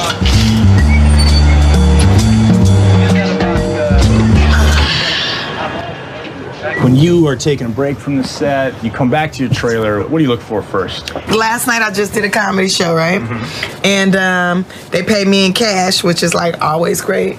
And sometimes when I'm like frustrated with set, like I'll be frustrated because people getting on my nerves, I have to remind myself why I do this. And then I come in here and I go dig in my backpack and I'm like, oh yeah, this why you do it. 1, 2, 3, 4, 5. Yes, Lord. 1, 2, 3, 4, 5. So stank. What? Okay, 30. It reminds me why I'm working so hard. And then I think about like all the things that I could do with the money, all the people I could help with the money. I do it for my family, and I do it so I'll never be homeless again. You know, nobody wants to be living in the Geo Metro. That was the worst. Yeah, but I always slept in Beverly Hills and nice neighborhoods because I'm classy like that. And then I could look at those houses and be like, one day I'll be in that house, one day I'll live there, one day this. It's so funny because I used to sleep in front of this one particular house that I liked a lot. And then like maybe 2 years later, I booked Def Comedy Jam. And the director of the Def Jam invited me to his house for Super Bowl. And I go there and I'm like, oh my God, I used to live right here. And he's like, no, you had. No, I lived here for over 20 years. I'm like, no. And do you see that car right there? I used to live right there in that car right there. And he was like, that was you? Because the police used to come every morning at 7 a.m. and make me move. And he was like, I used to call the police every morning, get that piece of shit out of here. I was like, that was me. He was like, if I would have known that was you, I would have invited you in. I didn't know it was you. I'm like, yeah, right. Yeah, but that's why I can sleep anywhere now. Sometimes you have to wait like 2 or 3 hours. And what I like to do, what I loves to do, because I'm an artiste, because I like to color. That's one of my favorite things to do in the world is color. If a dude wants to date me, I'll make you color. Because I need to know, like, because my grandma said, you know, never sleep with nobody you ain't willing to have a baby with. And so I want them to be artistic. And so they have to stay in the lines. So if you sloppy with it, I'm out of there. You know what I'm saying? Somebody sent me a penis coloring book. And I was like, oh! And I colored every single day. You know what? I got one dude. I said, pick out yours in this coloring book. And you color this penis. And let's see if you make it look like it, you know. And so he picked out one and he colored it. And he was all out the lines. It looked horrible. I was like, ugh. I can't sleep with you. You can't even color a dick. And he was very upset. He's like, I spent 35 minutes coloring that dick. It's like, that's on you. And then let's talk about exercise when you're taking a break. Wait, I have to finish this part. Wait a minute. You can't just, gotta finish this little part right here. Hold up. Can't leave anything half done. Can't. When I exercise, I bite my inner jaw. I bite myself. So I got myself, when I work out in my trailer, I put on my little mouth guard here. Like that. When I get to work.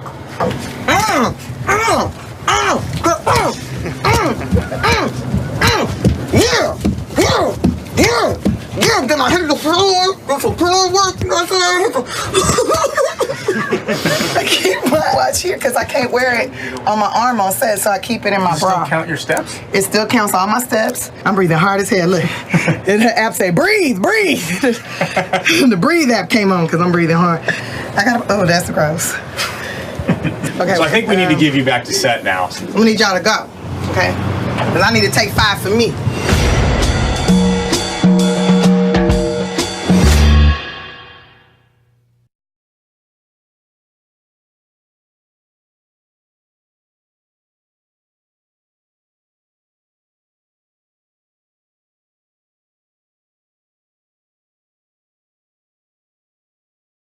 Hey, Tracy, how are you, man?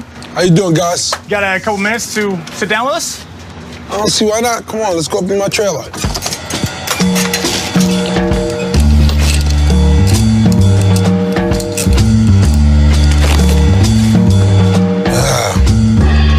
So here we are. We're last OG. How's that make you feel, man, to be on this show? Man, it's a dream come true, man. You know, this is my story. If it's not about me, it's about people I know, you know? It's with purpose. I love it. What types of things do you do to prepare? I look at George Garland. I study Lucille Ball, Carol Burnett. I study the greatest, Jackie Gleason. He made me want to do comedy. I keep in contact with Eddie Murphy. I tell Eddie I love him all the time, and he says, I love you too, Tracy. You know, I believe everyone in the world deserves a second chance, you know, because I got a second chance. You know, everyone knows my accident, and I'm here. And I wanted to tell a story about redemption and second chances and forgiveness and moving forward. That's what, as a people, as a society, that's what we have to learn to do. Just move forward. I know why I survived that accident. Because if I wouldn't have got hit by that truck, I wouldn't be able to make the impact on the world that I'm making right now. So be it. God is a genius. He got a way. He got a way. My room wasn't ready. My friend's room was ready. It wasn't my fate to die in a car crash. You gotta have faith. What piece of music would you throw on to really just lift your spirits? As far as R&B, I'll throw on some Luther Vandross or some Anita Baker. As far as hip hop, I'll throw on some old school 1978, Cold Crush. White music, I'll throw on the Doobie Brothers. Why do you like to walk on a set listening to music? Just getting right. Because I know it's spreading love. I know it's part of spreading love. Everyone sees that. Everybody gets in a state of mind. Like, let's feel good. I know I set the tone on my set. I want to give everyone, from craft services to the director to the producers, somewhere safe and warm to work with a lot of love and freedom. You can be you. It's okay. This show is a human show. It's about human beings. We have something in us that everyone can relate to. We all make mistakes. We're born to make mistakes. But we all forgive. The only way you can do that is with love. It's the most powerful thing in the universe. I got love in my heart. I want to put something good out there. I'm gonna use every bit, and I told everybody on my set, I promise you I'll be a fearless leader. Fearless. We have to make this happen.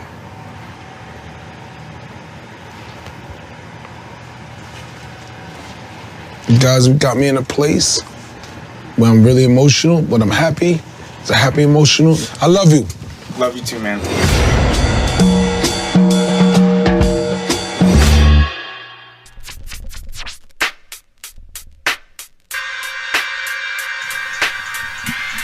All right, man, we're gonna approve information now. My assessment on the show, The Last OG, I actually watched a lot of it after the game came on. This was Saturday, Saturday. I watched a lot of it. Now, you heard the interviews with Tiffany. Yo, she funny as hell. Shout out to her. I just support anybody from our culture, especially if you didn't have shit. Now, a lot of people did grow up that we consider legends, and they came from a well-groomed family, you know, such as Dave Chappelle. I can't really think most off the top, but Dave Chappelle's most of the more known, but he's still touching a lot of our stereotypes. But he did have a good upbringing as far as both parents, and wasn't really too much of the natural dysfunctionness that we're used to in our community. My favorite comedian of all time is Richard Pryor. Also, Cedric the Entertainer is in the show, but you know, I'm not fully a fan of what he did because he made fun of Rosa Parks. And I take all of my civil rights leaders and my ancestors very serious. I don't play with none of that shit. But he made fun of her in barbershop a few times. A lot of people say that's a joke. Cool, but at the end of the day, if we make jokes about ourselves, we leave it room and open for anybody else to just come in here and make fun of ourselves. So at the end of the day, you're a grown ass man. You have to have some type of hell and responsibility. So it's no excuse at all. You dig what I'm saying? You feel me? But anyway, man, The Last OG, man, I think the show is dope because it's sending a powerful message. Just like Tracy Morgan said in his interview, if the show isn't about him, it's about people that he know. And I feel like it's the same with me. You feel what I'm saying? A lot of gentrification, if I'm saying it correctly, is happening. And they taking our shit that we already looked at as treasure, and we did with the most pain, where your grandmama stay, where your mama stay, your auntie, your uncle, where you grew up at, your cousins and all of them. Those houses, they are renovating those houses, getting them for cheap, buying them up, fixing them up, making them look nice, fucking up your neighborhood and sending you back, kicking you out, pretty much making you homeless. And you can't really do shit about it because we're not really caring, and we're so separated that it's not even fucking funny. And they know it. A lot of it's happening in all over America, Chicago, Philadelphia, here in Baltimore. It's happening a lot, and that shit is sad. But that's why a lot of people with those petitions listen to a lot of those people that go around with these clipboards and they trying to make change. I know a lot of it's bullshit, or a lot of them, you know, you probably feel like, man, I ain't really got time for that shit. But voices and opinion matter because they see, well, if you don't have these type of people interested, we not even gonna talk to y'all. And that's just to get into the door of conversation with these evil motherfuckers. But we have to form a unity at the end of the day in order to be taken seriously.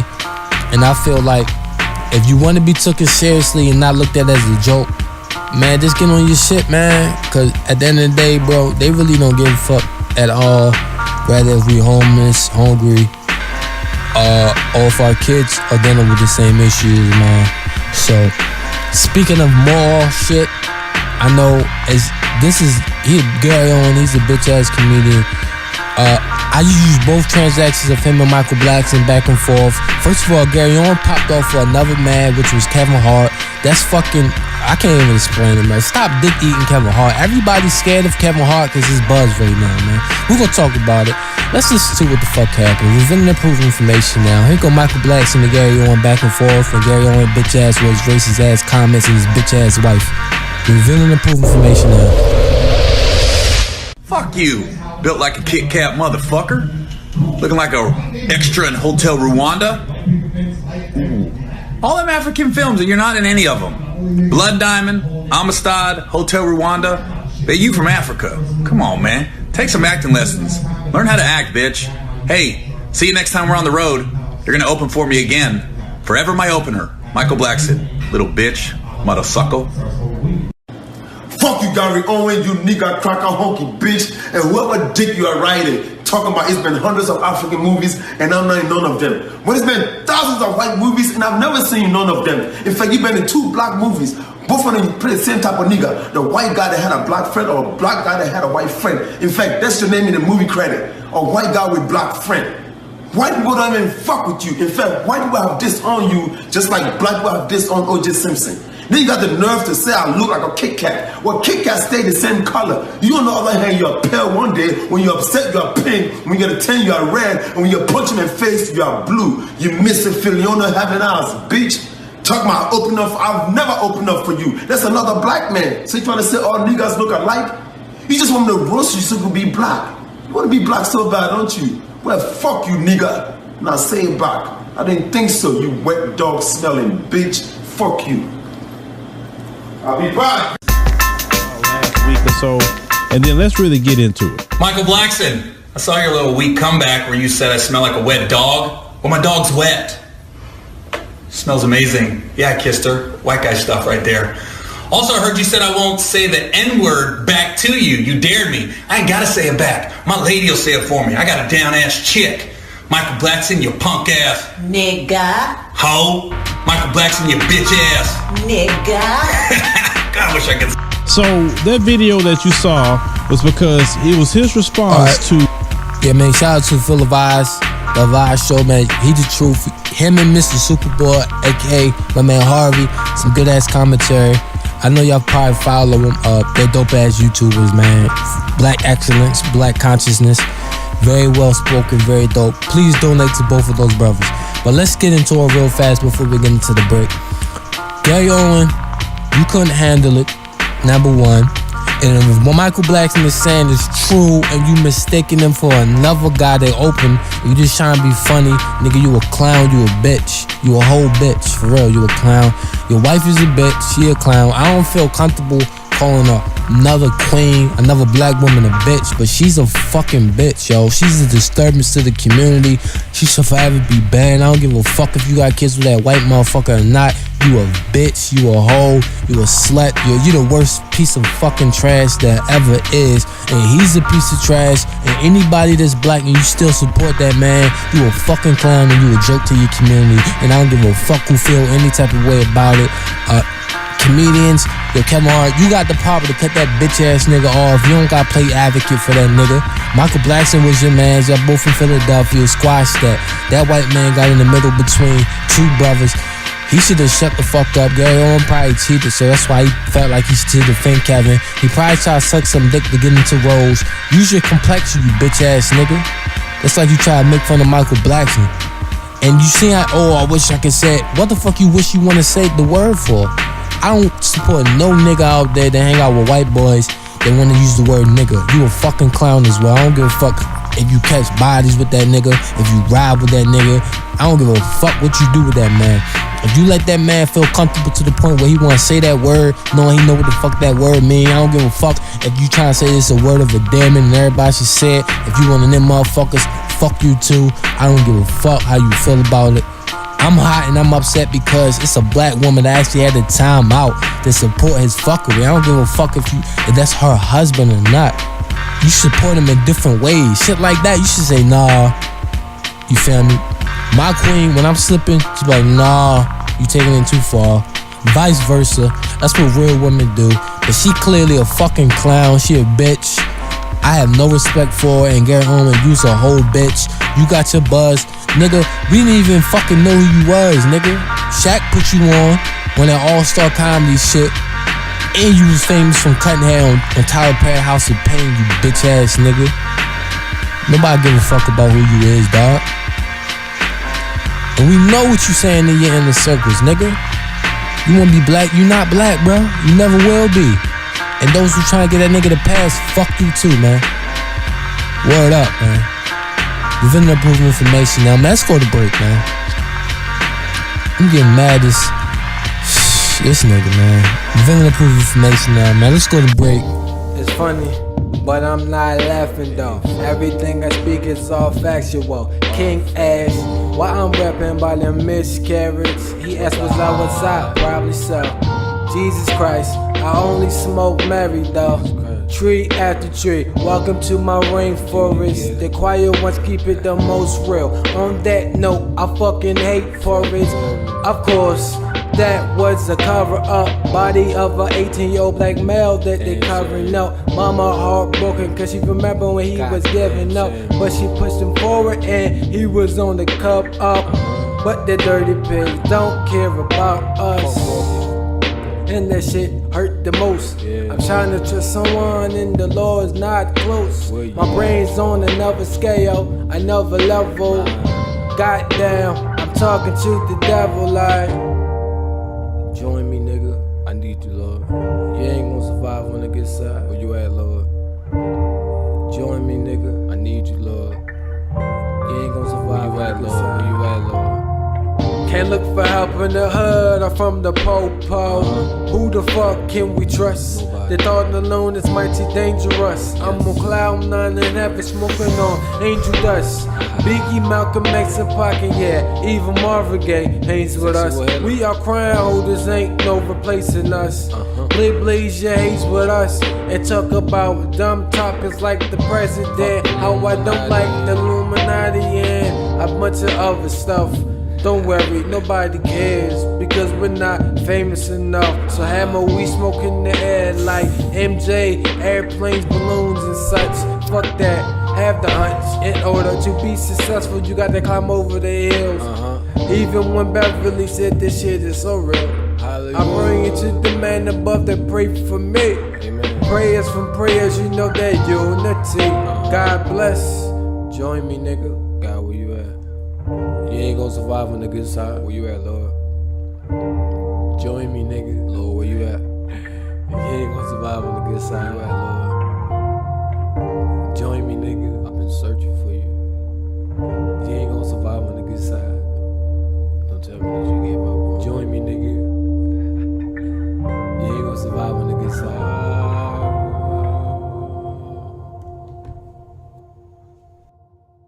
I'm just high as hell, looking out for them pig motherfuckers. No STD whenever I say we burn rubber. And for the record, if I go inside a raw, I'm a keeper. This word to my brother. Why all the hate? We can learn from each other. High as hell, smoking spliff. Looking out for them pig motherfuckers. We on the run, so it's time to burn rubber. Time to burn rubber. Back to back shots, feeling like I'm in the playoffs. No, I'm not a drunk, I just drink to take the pain off. I much rather smoke slipping than I race off. Hitting studios up all night, you know we letting K's off. In other news, Kendra's still a bad bitch. She is far from average, we are really savage. King load up on that clip and shoot it like a basket. Funerals and caskets, no need to fed. I'm just stating what can happen, cause we know that life really is tragic. Free all my niggas in jail that was booked for drug trafficking. You just tryna feed your family and make ends. You know, we just tryna feed our folks. They laugh when we dirty and even dangerous and rude.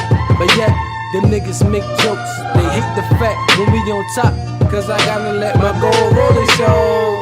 Are you upset cause I remind you of a time when my people on top of the world? Never mind, that's some other shit. For them guys that recline, sit back and look at life like damn. One more time for my niggas in the back, smoking split, getting stacks. You know, we gotta feel high every time we rap. AK-47, then I get to shoot it when I rap. I appreciate every single thing that I had. Never take it for granted, I ain't talking about hell. I'm so broke that shit give me the chills. I'm an asshole, so that shitty feel. Shout out to my brother, just that mutual feel. When I say that I love you, I'm shooting slugs for real. Lil Wayne, stay strapped. Biggie, who shot you, Phil? And I gotta rob a nigga, cause being broke give me the chills. This, that, goddamn, these boys need a deal. And for the record, high as hell smoking on that shit. Looking out for the big motherfuckers, no STD. Whenever I say that I burn rubber. And for the record, if I go raw, I'm a keeper. That's word to my brother. Why all the hate? Let's learn from each other. High as hell, smoking spliff. The pigs are after me, so it's time to burn rubber. Burn rubber, time to burn rubber. I know black folks so poor, they about to go nuts. They'll kill your ass over half-bitten bagels and donuts. And they drive crazy, they swerving in donuts. This is from the people that tell me they grow up. I see what life's about, nigga, I don't want it. You can keep living life and never have regrets, and this is for my kids, never lose your youthfulness. Always stay positive, even when the niggas wanna speak negative. Forgive me for my friends. Bonjour, we read, would you like to suck the tip? Maybe so, I know that I'm going berserk. This is for them people that wanna work hard and never flirt. They don't got time for that. They be trying to make their money stack. Grind after grind, nobody is stopping, that's a fact. If you step in my path, you will get washed down. The rain washes sins away, get drenched now. I'm praying that I never lose my focus. That fiend told me I'm the dopest. And if you wanna kill it, boy, I shoot from far away, nigga, I get the scope in. You man? Yeah, nigga.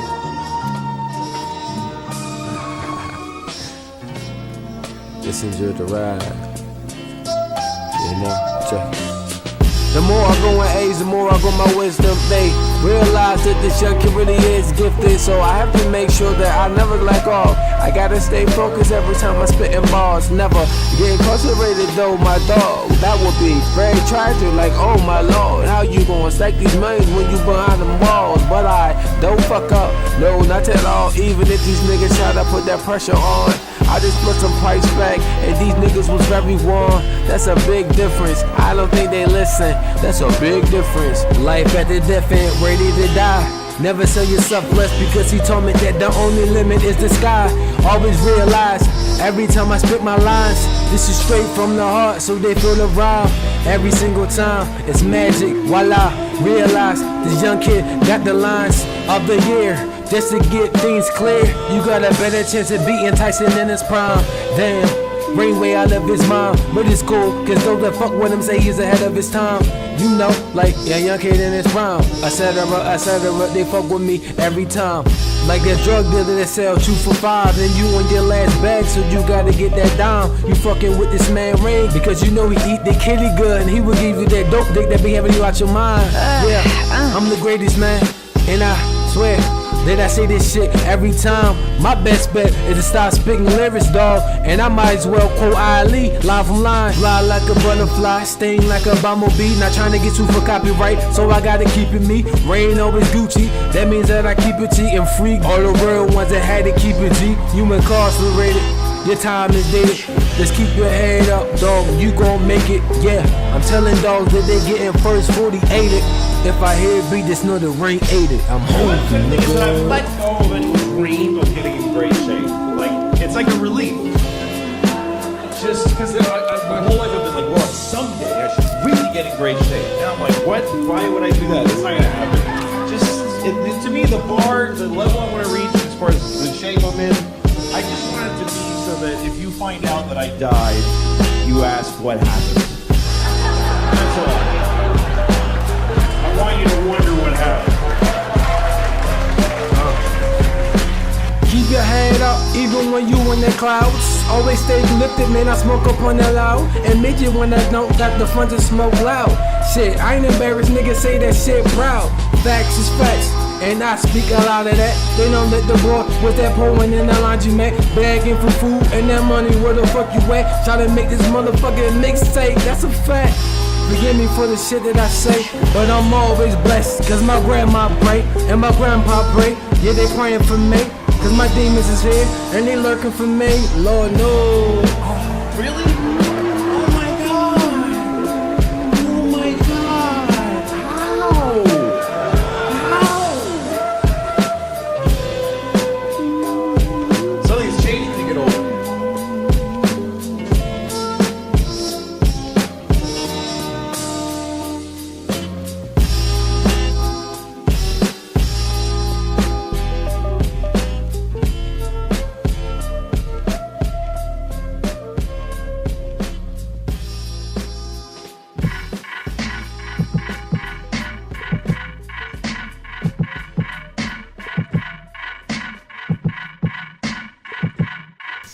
All right, man, revealing approved information now, man. It's just sad, man, that he tried to appease so cool, and a lot of people's like, yeah, let's give him a pass. Some of his jokes was funny. I'm a realist. I say real shit. Not the shit he said about Michael Blackson. I'm talking about some of his comedy.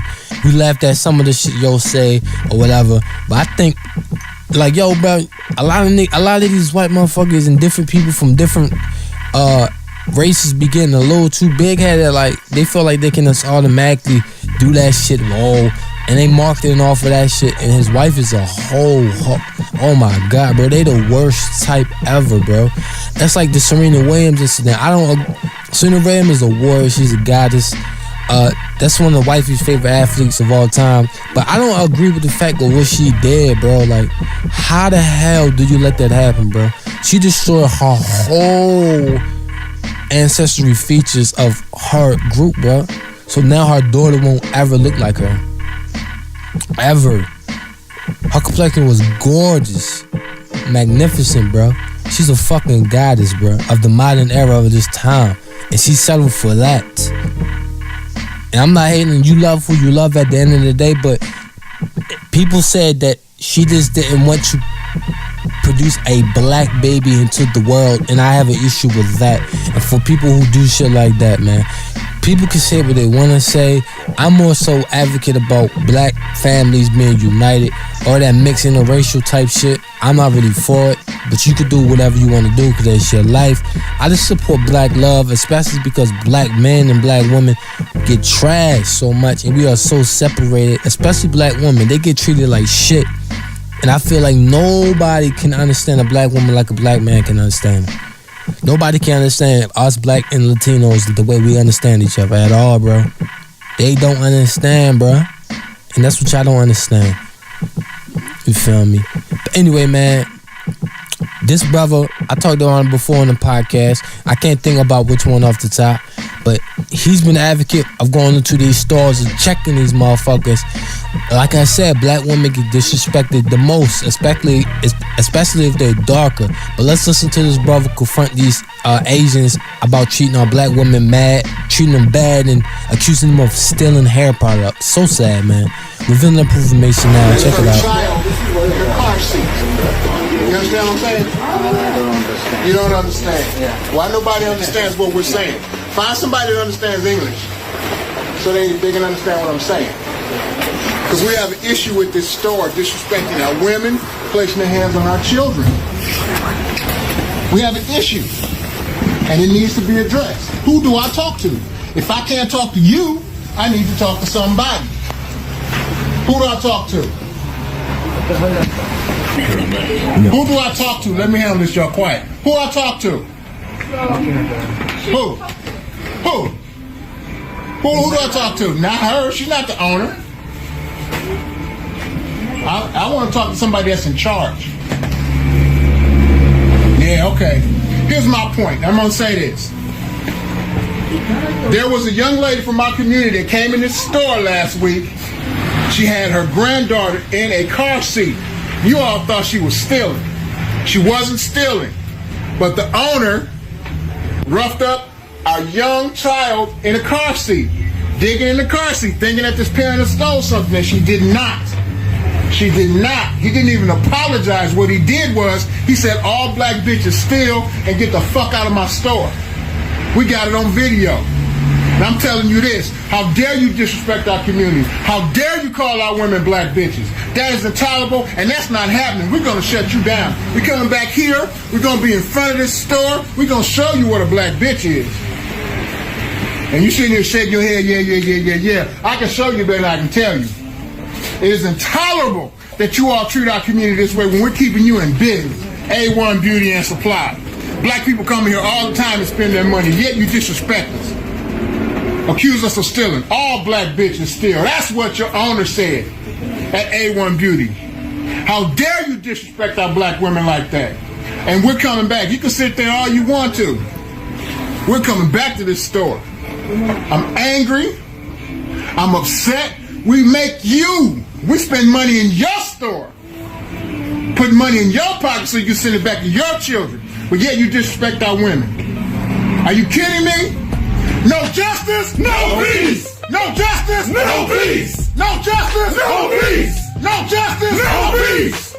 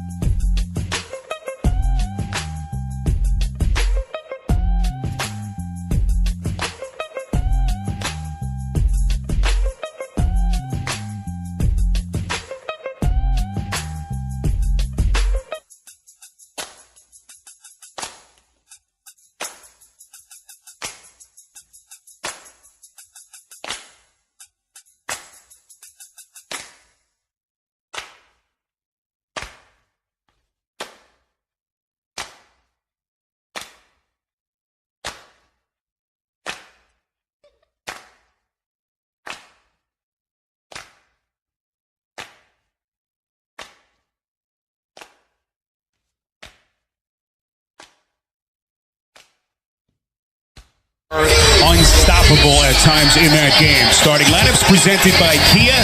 No change for either team. We know that Scott Brooks considered pulling Marcin Gortat. Mike, what are we looking for early? Very important for Washington to come out and be as been a high-scoring series as expected between these two teams. Neither team has failed to score below 106 points. Guarding him, he was never open from behind the three-point line. Wall bobbled it for a moment, thwarting the pick and roll. Then Gortat putting it back for the Wizards. Rims out and the rebound by Kyle Lowry. Here comes Lowry up the floor, jump stops and knocks in a three. As Wall delivers from the corner, putting it down. Nasty play by Wall. They went out there and got a W when everybody thought the series was over. Nice little cut. That is OG and how they were able to dig out of that big hole. And the Wizards say they're locked in. Can't see it here early on. They don't have that death row mentality, much like Mike. 12-2 run for Toronto, and suddenly the Wizards down 11. This is a long two by Beal. Bothered by Larry. Loose ball taken by Jakob Poeltl, and then they cough it up. Here comes Oubre underneath. Beautiful find. Beal coming down the paint. Who gets to the line between 8 and 10 times a night. Here comes Beal. Tough shot. Left hand. Brooks as he continues to pace in front of that Washington bench. Here comes Wall. Little pick and roll action to Morris going high off glass.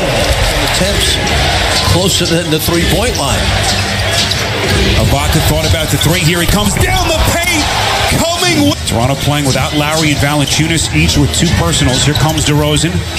Outside right, bobbled it. Still able to shoot the open three, and he... Third season for DeLon Wright. Career highs in every major statistical category. Beal hesitated for a moment, trying to fend off Wright. That's a long two, and he puts it down. DeRozan still looking for his first bucket. Knocked out of his hands. Here comes Oubre. Oubre over the top of Miles. No one is put back in. He need the 10th year man. He's had some moments in this series. Had that terrific game 2 in the loss. Underneath, that is Poeltl beautifully. Three-point line. Miles can get hot from deep. This is Siakam. Out of Miles. Siakam coming hard, and he is blocked. Denied by Mahinmi. And last touch by last year, limited to only 31 games played. Had that torn meniscus in his knee. John Wall. Boy, he has had a couple of electrifying dunks in his first half. Lawson unable to hit. And the Wizards continue to struggle from the field. Now 10 for 30 as a team. Lowry from deep gets the friendly bound. It has been a struggle of a half so far for the Wizards offensively. Boy, Mahinmi was left wide open as Lowry went for the fake. Those 12 free throws attempted, a career high for a quarter in the first by DeRozan. Wall is denied by Wright. They get it back, and Lawson had it partially deflected underneath. Here comes Siakam. A little hesitation, and then a fierce. A leader for them out on the floor. You know, he's a veteran guy, been around a few years. In the NBA, we don't know him, but he's a 27-year-old that has played for a while. Oliver Gortat. The Wizards just can't seem to find any continuity offensively. Wall a step back from the elbow, too easy. All done by Beal to save it. Back to Wall. As Lowry on his hip. Beautifully done. John Wall going into the postseason for different reasons. And right now, the Wizards down double digits on their home floor. That is Gortat. Good. And Gortat was terrific again here the other night with his 16 points in Game 3. And he's wide open, headed to the free throw line. Got some postseason experience last year. And that has carried over his development this season. Lowry on a deep three. Back of the rim, high in the air and in. Boy, he is very quiet so far here in Game 4. Here comes DeRozan spinning away. Extends. Magnificent. Isolated against Lowry. Nice find inside. Then Ibaka challenging Gortat. And the Raptors can't believe that whistle. And now Gortat Raptors. DeRozan's pass is intercepted by Porter. Lowry is back for Toronto. Wall lobbing for Beal. We come up on the final 70 seconds of the half. DeRozan against Wall. Beautiful spin. Hanging and goes glass. Shot clock is off. 8 seconds left in the half. DeRozan top of the circle. Moves right. Spins against Oubre. Hangs and goes glass again. sit in for the second half. Mike, what are we looking for early? What adjustments do you expect as Kyle Lowry gets the second half party started? All right, Jared, good news there. Such a tough kid. As he'll try to pray through it. Shot clock down to 4 here. Gortat didn't realize it initially, and a tough turnaround shot. Field goal tonight for Otto Porter, third best three-point shooter this season in the NBA. What a touch pass by Lowry, and DeRozan is there to do the greatness in his game. Fourth bucket for DeRozan. He's got 17 points. Porter lets it rip again. Falling away, moving left. Tough shot. And up the floor comes Beal. Beal elevates and buries a three. Lowry with 5 to shoot. Raptors have missed 6 of their last 7 shots. Lowry, how did he get that shot off? 11th in the league this season in scoring, although his points per game did dip this year. 23 per game. That is Beal. He had to get it. Lowry, good look at it, couldn't put it down. Beal threw it behind Porter, snatched it nonetheless. DeRozan misfires from deep.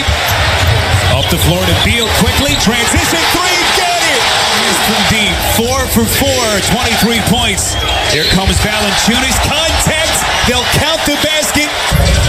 Do what he understands is the right thing to do for this team. You're resting right now. Hope the other guys can hang in there. John Wall, 3 for Beal as he's on the bench. Oubre has it ripped away, stolen by Miles. Up the floor, here comes DeRozan, hanging in the air, and a chance at a three-point play. Porter. Good closeout by DeRozan. This is Oubre. Gliding to the rack. A left. This season of the NBA. There are so many guys you could look at this year that did an outstanding job. John Wall facing up. 70 seconds here in quarter number 3. DeRozan, 24 points, elevates and sticks it. Wins in a playoff series rather than get eliminated. It's heartbreaking when it's year after year. Bad foul that time.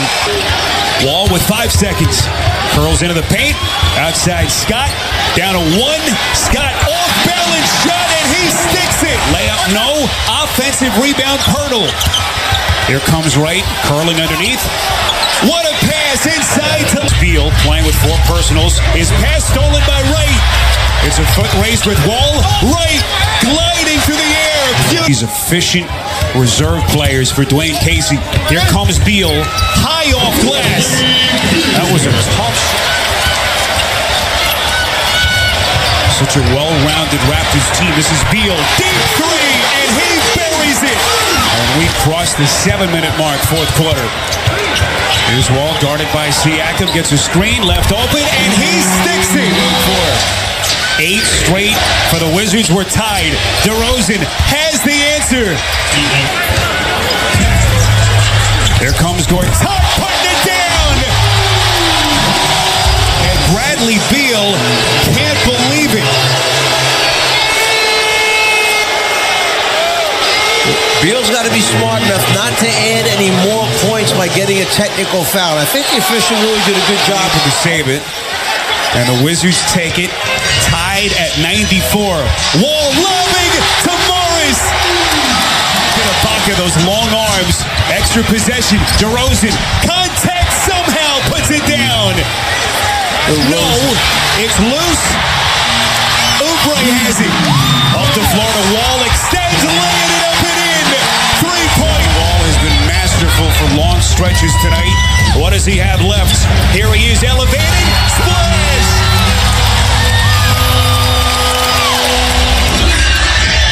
All right, Ernie, final seconds. Oubre picking Lowry's pocket. And it will be a fitting end here in Game 4. The Wizards survive. Bradley Beal fouling out late. And they have evened this best of 7 at 2 games apiece. Intensity picked up once shots started going down. The defense got better, turned the entire game around. Wizards closed the game on a 14-4 run. Game 4 of this best of 7 series of packed house, better than 18,000 on hand. It's the Cleveland. As Jose Calderon is starting for the injured George Hill, LeBron James, Turner and Love on the opening tip. During the course of the regular season, George Hill is out with back spasms. This is Turner, yes. At the scoreboard table, but Love makes himself still valuable with 2 fouls, getting on the floor for the steal. Lead pass for LeBron. Love sitting down after picking up the 2 fouls. J.R. Smith fires and hits the 3. That's what Oladipo puts the move on Smith and scores. to surprise the offensive player. Calderon with that high dribble and able to penetrate. 32, 4th seed in the East, a roster that has made many changes. James with a nice move, got the step. Turner tried a double. You see Thompson helping out on Oladipo. Now Bogdanovic, beautiful move, kicks it out. 3-point attempt. Yes! Nate, gonna have to calm down just a little bit. Here's James putting a beautiful move on Miles Turner. Over on a catch and shoot. Collison with Oladipo to his right, kicks it out. Oladipo with time for 3. Yes! Little stuff, hit the back of the rim. Lance Stevenson jumps off the bench, picks him up and throws him. And the sparkling performance the other night. Corver once again with a 3-point attempt from the corner. It's rebounded by James, yes. James wide open, triple pumps, and hits. 8-0 run. Sabonis set the pick. Sabonis off the pass on a nice Those suits. Standing in instead of standing out, in the words of Teron Lue. Stevenson, nice move. Lance, possession down by 4. Stevenson for Sabonis. Back it goes to Oladipo. Stevenson for 3. Yes! And some of these players right now, they can't even make a layup. Clarkson, well contested by Sabonis. 7-0 run, and here's Rodney Hood moving back off the turnover. And scores! He's a candidate for most improved. Now Jeff Reno just came on, inbound to J.R. Smith. His shot is good!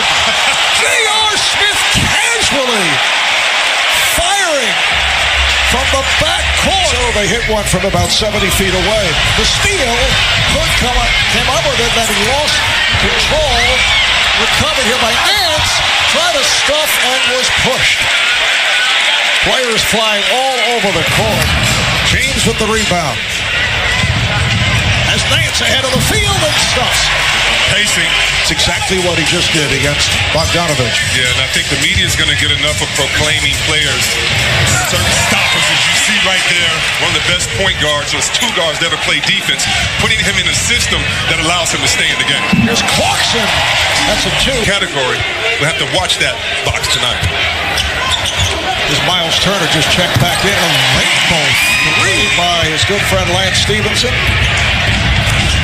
There's James to the rim and backs it home. 7% from the field. Bogdanovic gets the step and lays it home. So he beats 2 early fouls. Coming off the thumb injury the other night. Bodies again all over the floor. And Stevenson 4 of 11 from downtown. Near steal by Stevenson. Clarkson keeping it alive. Clarkson, crowd wanted to travel. Right. Stevenson putting his hands on him and pushed him aside, and the Cavaliers keep rolling as once again it's Collison who just checked back in. They double up on Collison. Here is Turner again with a range runner with Young and Bogdanovic. They're back to their starting lineup. Collison, yes. Collison has not been Clarkson. He's had the hot hand and hits again. Short reach. Sabonis reaching for it, could not get to it. And the pass down court to James. Wow, in the middle of that play, Stevenson with the steal. Goes 1-on-2 and he scores. Final seconds. Stevenson. Hop. Collison scores. Beautiful pass. Collison and Oladipo in the backcourt. Turner, Young, Bogdanovic up front. Oh, Turner once again. LeBron just initiates it by screaming out, "You go double," and he's the one that's rotating on the defensive end. Oh, what a move by... Here comes Oladipo. Bogdanovich got the step. Bogdanovich scored. And/or defensively inside. How about 24 field goals and 18 assists for the Pacers? Here's another assist. Facilitator out there. Everybody else are catch and shoot guys, so you're going to have that stat sometimes. Here's Smith with the catch and shoot and knocks it down to Cleveland for Game 5 on Wednesday night. Bogdanovich, yes! That's his first post-tour travel. James met by the double. They swing it. Calderon for three. Jose Calderon, the Spanish national team, 36 years old. He's well-traveled around the league. Bogdanovich. James double team. Culver open for three. Yes. Shoot the three tonight, you guys. They have been very happy with Bojan Bogdanovich. As Smith fired up an air ball, but it's Love on the catch. Thought he was fouled. Here's Oladipo now, going all the way. James with the chase down block, but Sabonis back to Cleveland for game number 5. Here's Culver off the move and hits the three. Watched by Blackson, now picked up on the switch by Culver, shoots over and hits. And Culver got a piece of that. Stevenson, Collison for three. The tip. Thaddeus Young. Sabonis able to save that pass. And here is Young. Without a field goal the last 3.5 minutes. 0 for 6 during that stretch. Here's James. And he hits. I'm over with 8. Who else is going to step up right now? Sabonis. It's a three.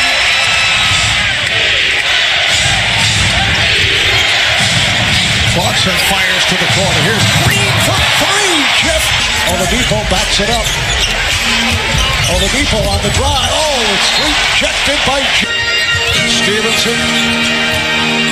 Sabonis banks it home. 1-on-1 in the post. Oladipo all the way. And the follow. Played the entire second half as he did the other night. Here's James Forson and banks it home. Stevenson ties him up.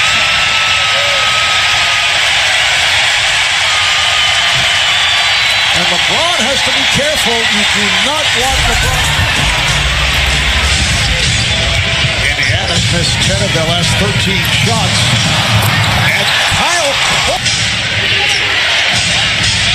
James puts the move on Turner and scores. Able to protect. Cavaliers lead it by 3. Oladipo. Yes.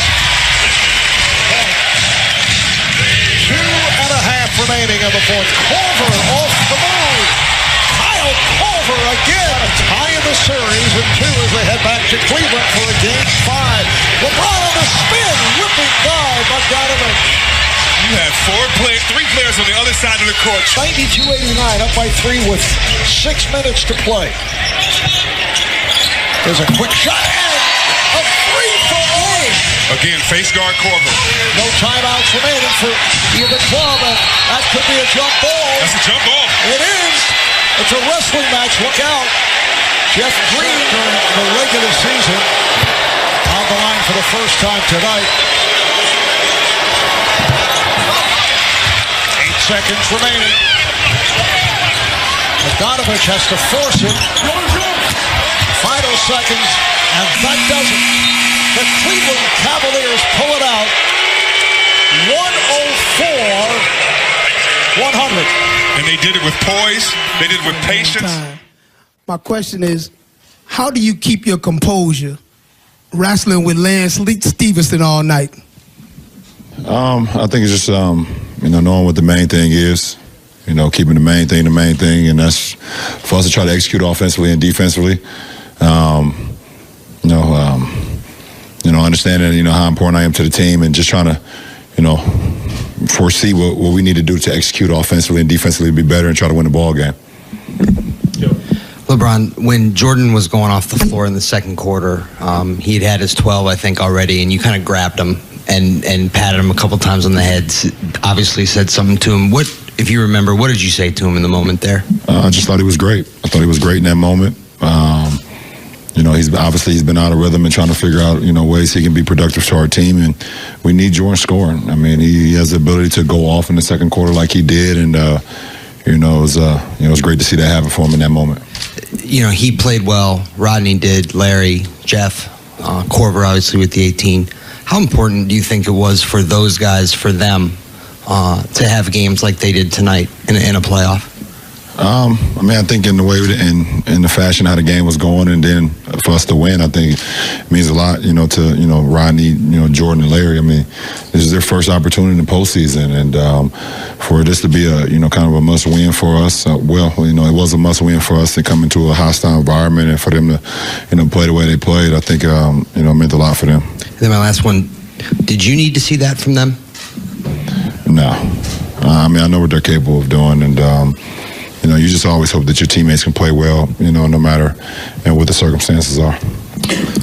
LeBron, he played 46 minutes tonight. Game 1, he played 44, and he said he almost, obviously being a loss, you didn't expect to play that much. But how important is it for the team to have you out there as much as possible, and what do you do to allow you to be able to make plays late in the game when you are playing that much? Well, my minutes kind of got messed up a little bit with Kev's early foul trouble. I was expecting to come out, like 2 or 3 minutes in the first quarter and then start the second quarter. But Kev got in foul trouble, so I, pretty much, came out with 54 seconds in the first quarter, and then I started the second quarter and played all the way till 5, and, kind of finished it off after I got a quick break. And, because of our third quarter woes, I had to, pretty much play the second half. So, I had every intentions on trying to get a couple minutes in the first and a few more minutes in the third, but it just didn't work out that way. But, just trying to save pockets of energy, throughout, especially the second half when I know it's going to be a possession game. Both teams are, playing equal basketball. Both teams are playing very well defensively. So, just trying to save pockets of energy when I know, I'm going to be needed offensively, to kind of make a play not only for myself, but for my teammates. Are you just expected at this point to play the entire second half? It's now happened in 2 and 3, and now it's a 2-2 series going forward. I'm expected to just, go out and just try to help our team win. And, every game is different. I know Coach Lou and the coaching staff would love to give me a couple minutes here and there. I would love to get a couple minutes here and there to keep me fresh. Tonight didn't give us that opportunity. So, every game is different. So we see what happened at 5. Did you ask to stay in at the start of the second? The start of the second quarter? Yeah. Well, that was the thing that we were going to do tonight, just because we felt like that was going to best fit our lineup, and we played very well in the second quarter. LeBron, fourth quarter, Kyle's 2 threes. What were your thoughts about those? How important they were to you guys getting the game back? Well, it's the ones he's been missing. And but at the end of the day, it's the ones that's going to keep coming to him because he's one of the all-time leaders in 3 points made. So, we got on a break, on the one, and I seen a 2-on-1 on the backside with him and Kev running the right wing right in front of their bench. So I already knew one of the two was going to get a good look. So I was able to skip it across to Kev. He drew a guy to him. He skipped it to Kyle right in front of their bench in the corner. He knocked it down.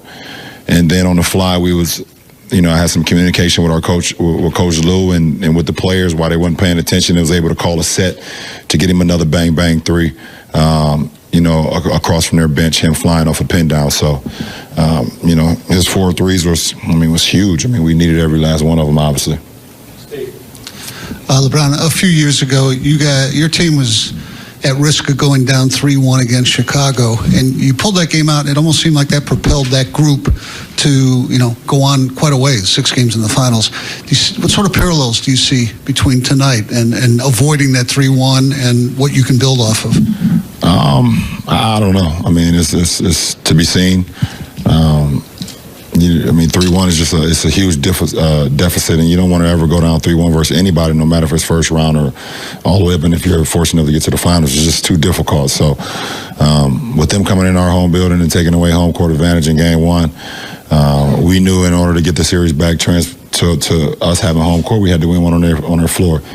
We had a great opportunity in game 3, but I've always talked about the best teacher in life is experience, and we was able to experience that in game 3 and not just falter like we did in game 3 tonight when they made a run. We still made shots, we still executed, and we're still able to close out a quarter.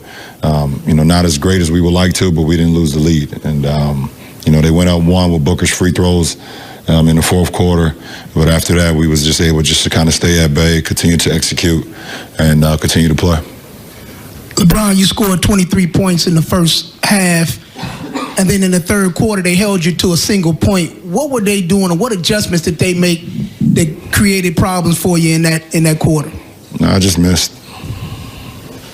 I even missed the free throw. That's how I got my 1 point. LeBron, I think you guys were down 3 when the tech happened. Did that spark something late? Okay, yeah, 2. Did that spark something late for you guys? I think Indiana only made 1 field goal. No, I didn't. I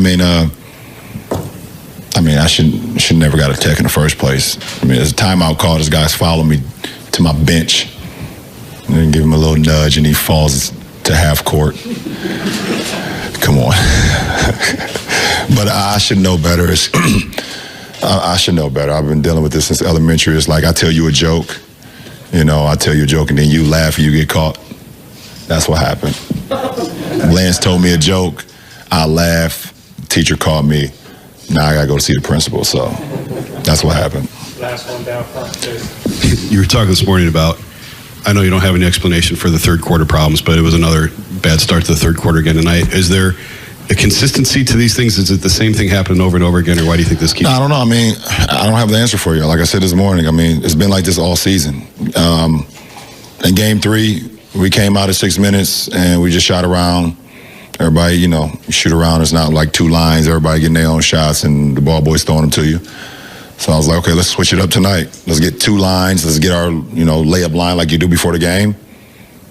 And same thing happened. So I don't know.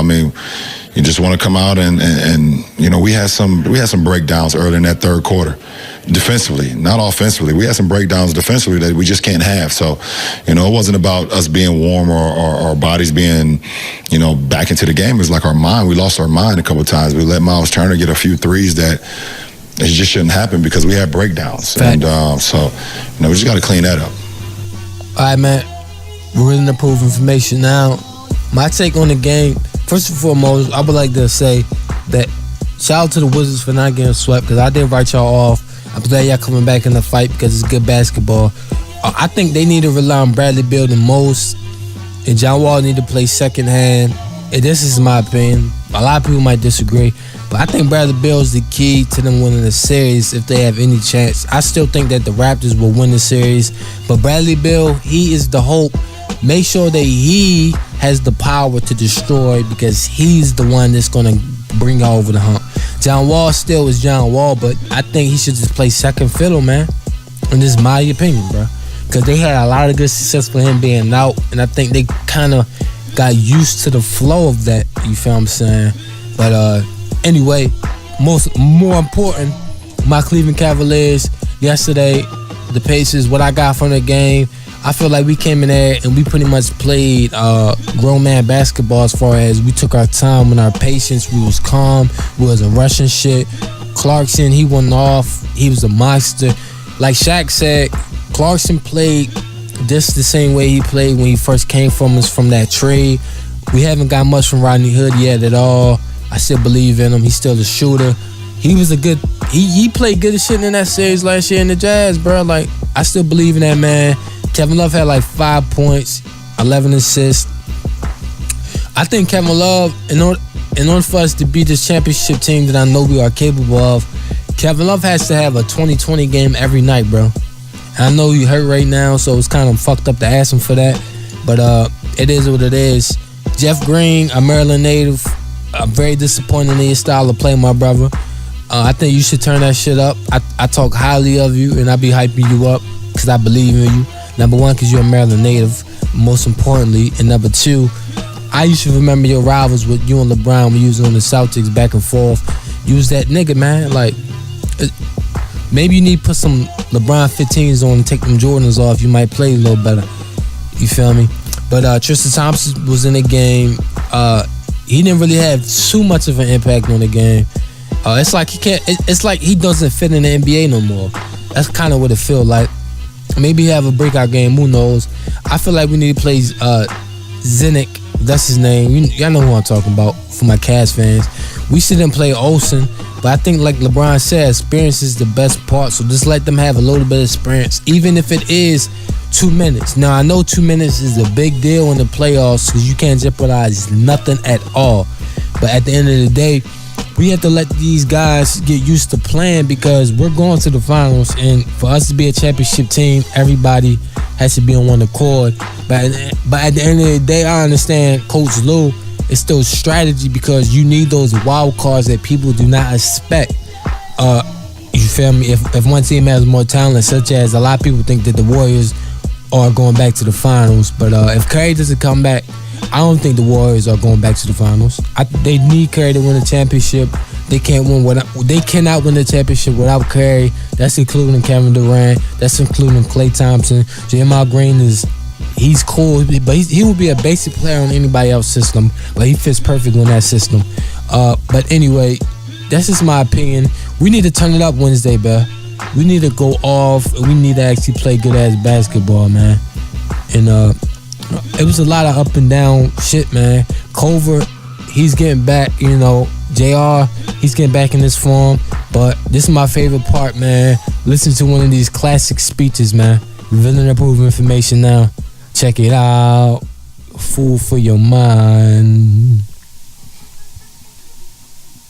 Thank you very much. It's a privilege and an honor to be in the white intellectual ghetto of the West.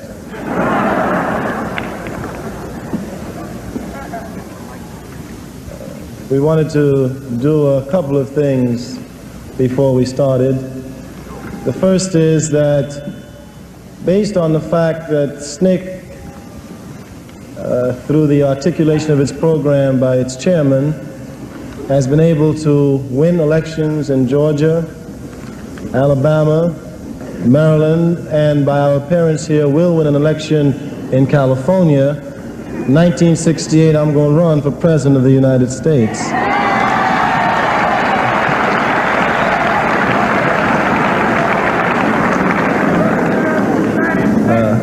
I just can't make it because I wasn't born in the United States. That's the only thing holding me back.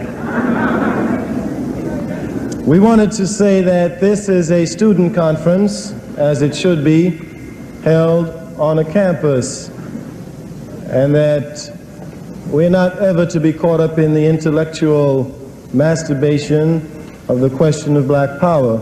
That's a function of people who are advertisers that call themselves reporters.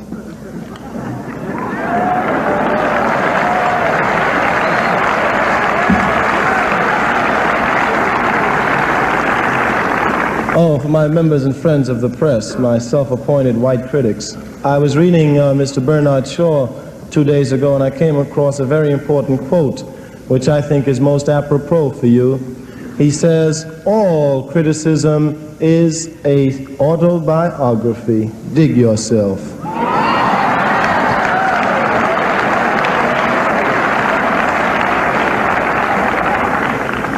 Okay. The philosophers Camus and Sartre raised the question whether or not a man can condemn himself. The black existentialist philosopher who is pragmatic, Frantz Fanon, answered the question. He said that man could not. Camus and Sartre does not. We in SNCC tend to agree with Camus and Sartre that a man cannot condemn himself. Were he to condemn himself, he would then have to inflict punishment upon himself. An example would be the Nazis. Any prisoner, any of the Nazi prisoners who admitted after he was caught and incarcerated, that he committed crimes, that he killed all the many people that he killed. He committed suicide. The only ones who were able to stay alive were the ones who never admitted that they committed crimes against people. That is, the ones who rationalized that Jews were not human beings and deserved to be killed, or that they were only following orders. On a more immediate scene, the officials and the population of the white population in Neshoba County, Mississippi, that's where Philadelphia was, could not condemn R.A.I.N, his deputies, and the other 14 men that killed 3 human beings. They could not, because they elected Mr. R.A.I.N to do precisely what he did, and that for them to condemn him will be for them to condemn themselves. In a much larger view, SNCC says that white America cannot condemn herself, and since we are liberal, we have done it. You stand condemned. Now, a number of things then arises from that answer of how do you condemn yourselves. Seems to me that the institutions that function in this country are clearly racist, and that they're built upon racism. And the question then is, how can black people inside of this country move? And then how can white people who say they're not a part of those institutions begin to move? And how then do we begin to clear away the obstacles that we have in this society that make us live like human beings? How can we begin to build institutions that will allow people to relate with each other as human beings? This country has never done that, especially around the country of white or black. Now, several people have been upset because we've said that integration was irrelevant when initiated by blacks, and that in fact it was a subterfuge, an insidious subterfuge for the maintenance of white supremacy. Now, we maintain that in the past 6 years or so, this country has been feeding us a thalidomide drug of integration, and that some Negroes have been walking down a dream street talking about sitting next to white people, and that does not begin to solve the problem. That when we went to Mississippi, we did not go to sit next to Ross Barnett. We did not go to sit next to Jim Clark. We went to get them out of our way. And that people ought to understand that we were never fighting for the right to integrate. We were fighting against white supremacy.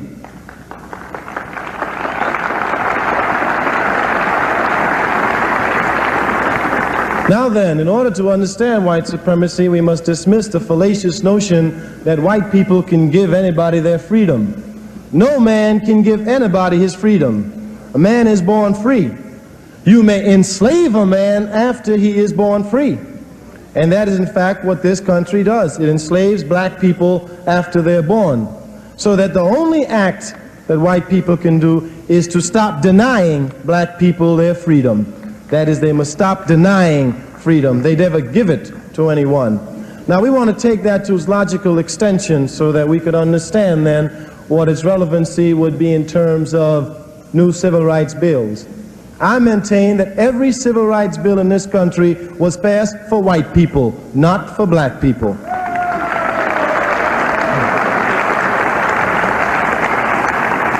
For example, I am black. I know that. I also know that while I am black, I am a human being, and therefore I have the right to go into any public place. White people didn't know that. Every time I tried to go into a place, they stopped me. So some boys had to write a bill to tell that white man he's a human being. Don't stop him. That bill was for that white man, not for me. I knew it all the time. I knew it all the time.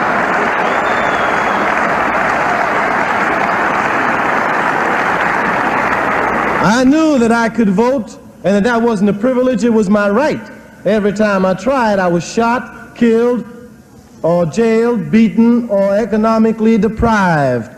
So somebody had to write a bill for white people to tell them, when a black man comes to vote, don't bother him. That bill again was for white people, not for black people. So that when you talk about open occupancy, I know I can live any place I want to live. It is white people across this country who are incapable of allowing me to live where I want to live. You need a civil rights bill, not me. I know I can live where I want to live.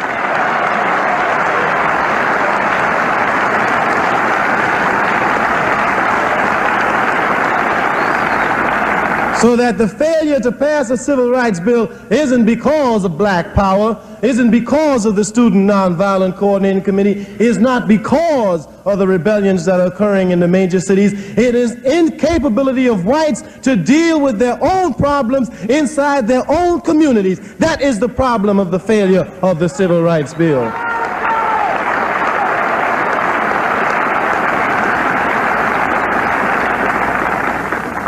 And so in a larger sense, we must then ask, how is it that black people move, and what do we do?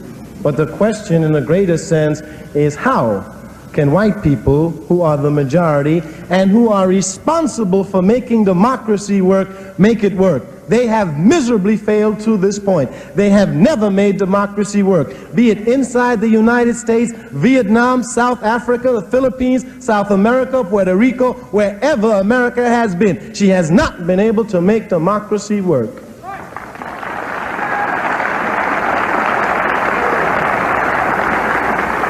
So that in a larger sense, we not only condemn the country for what is done internally, but we must condemn it for what it does externally. We see this country trying to rule the world, and someone must stand up and start articulating that this country is not God and cannot rule the world.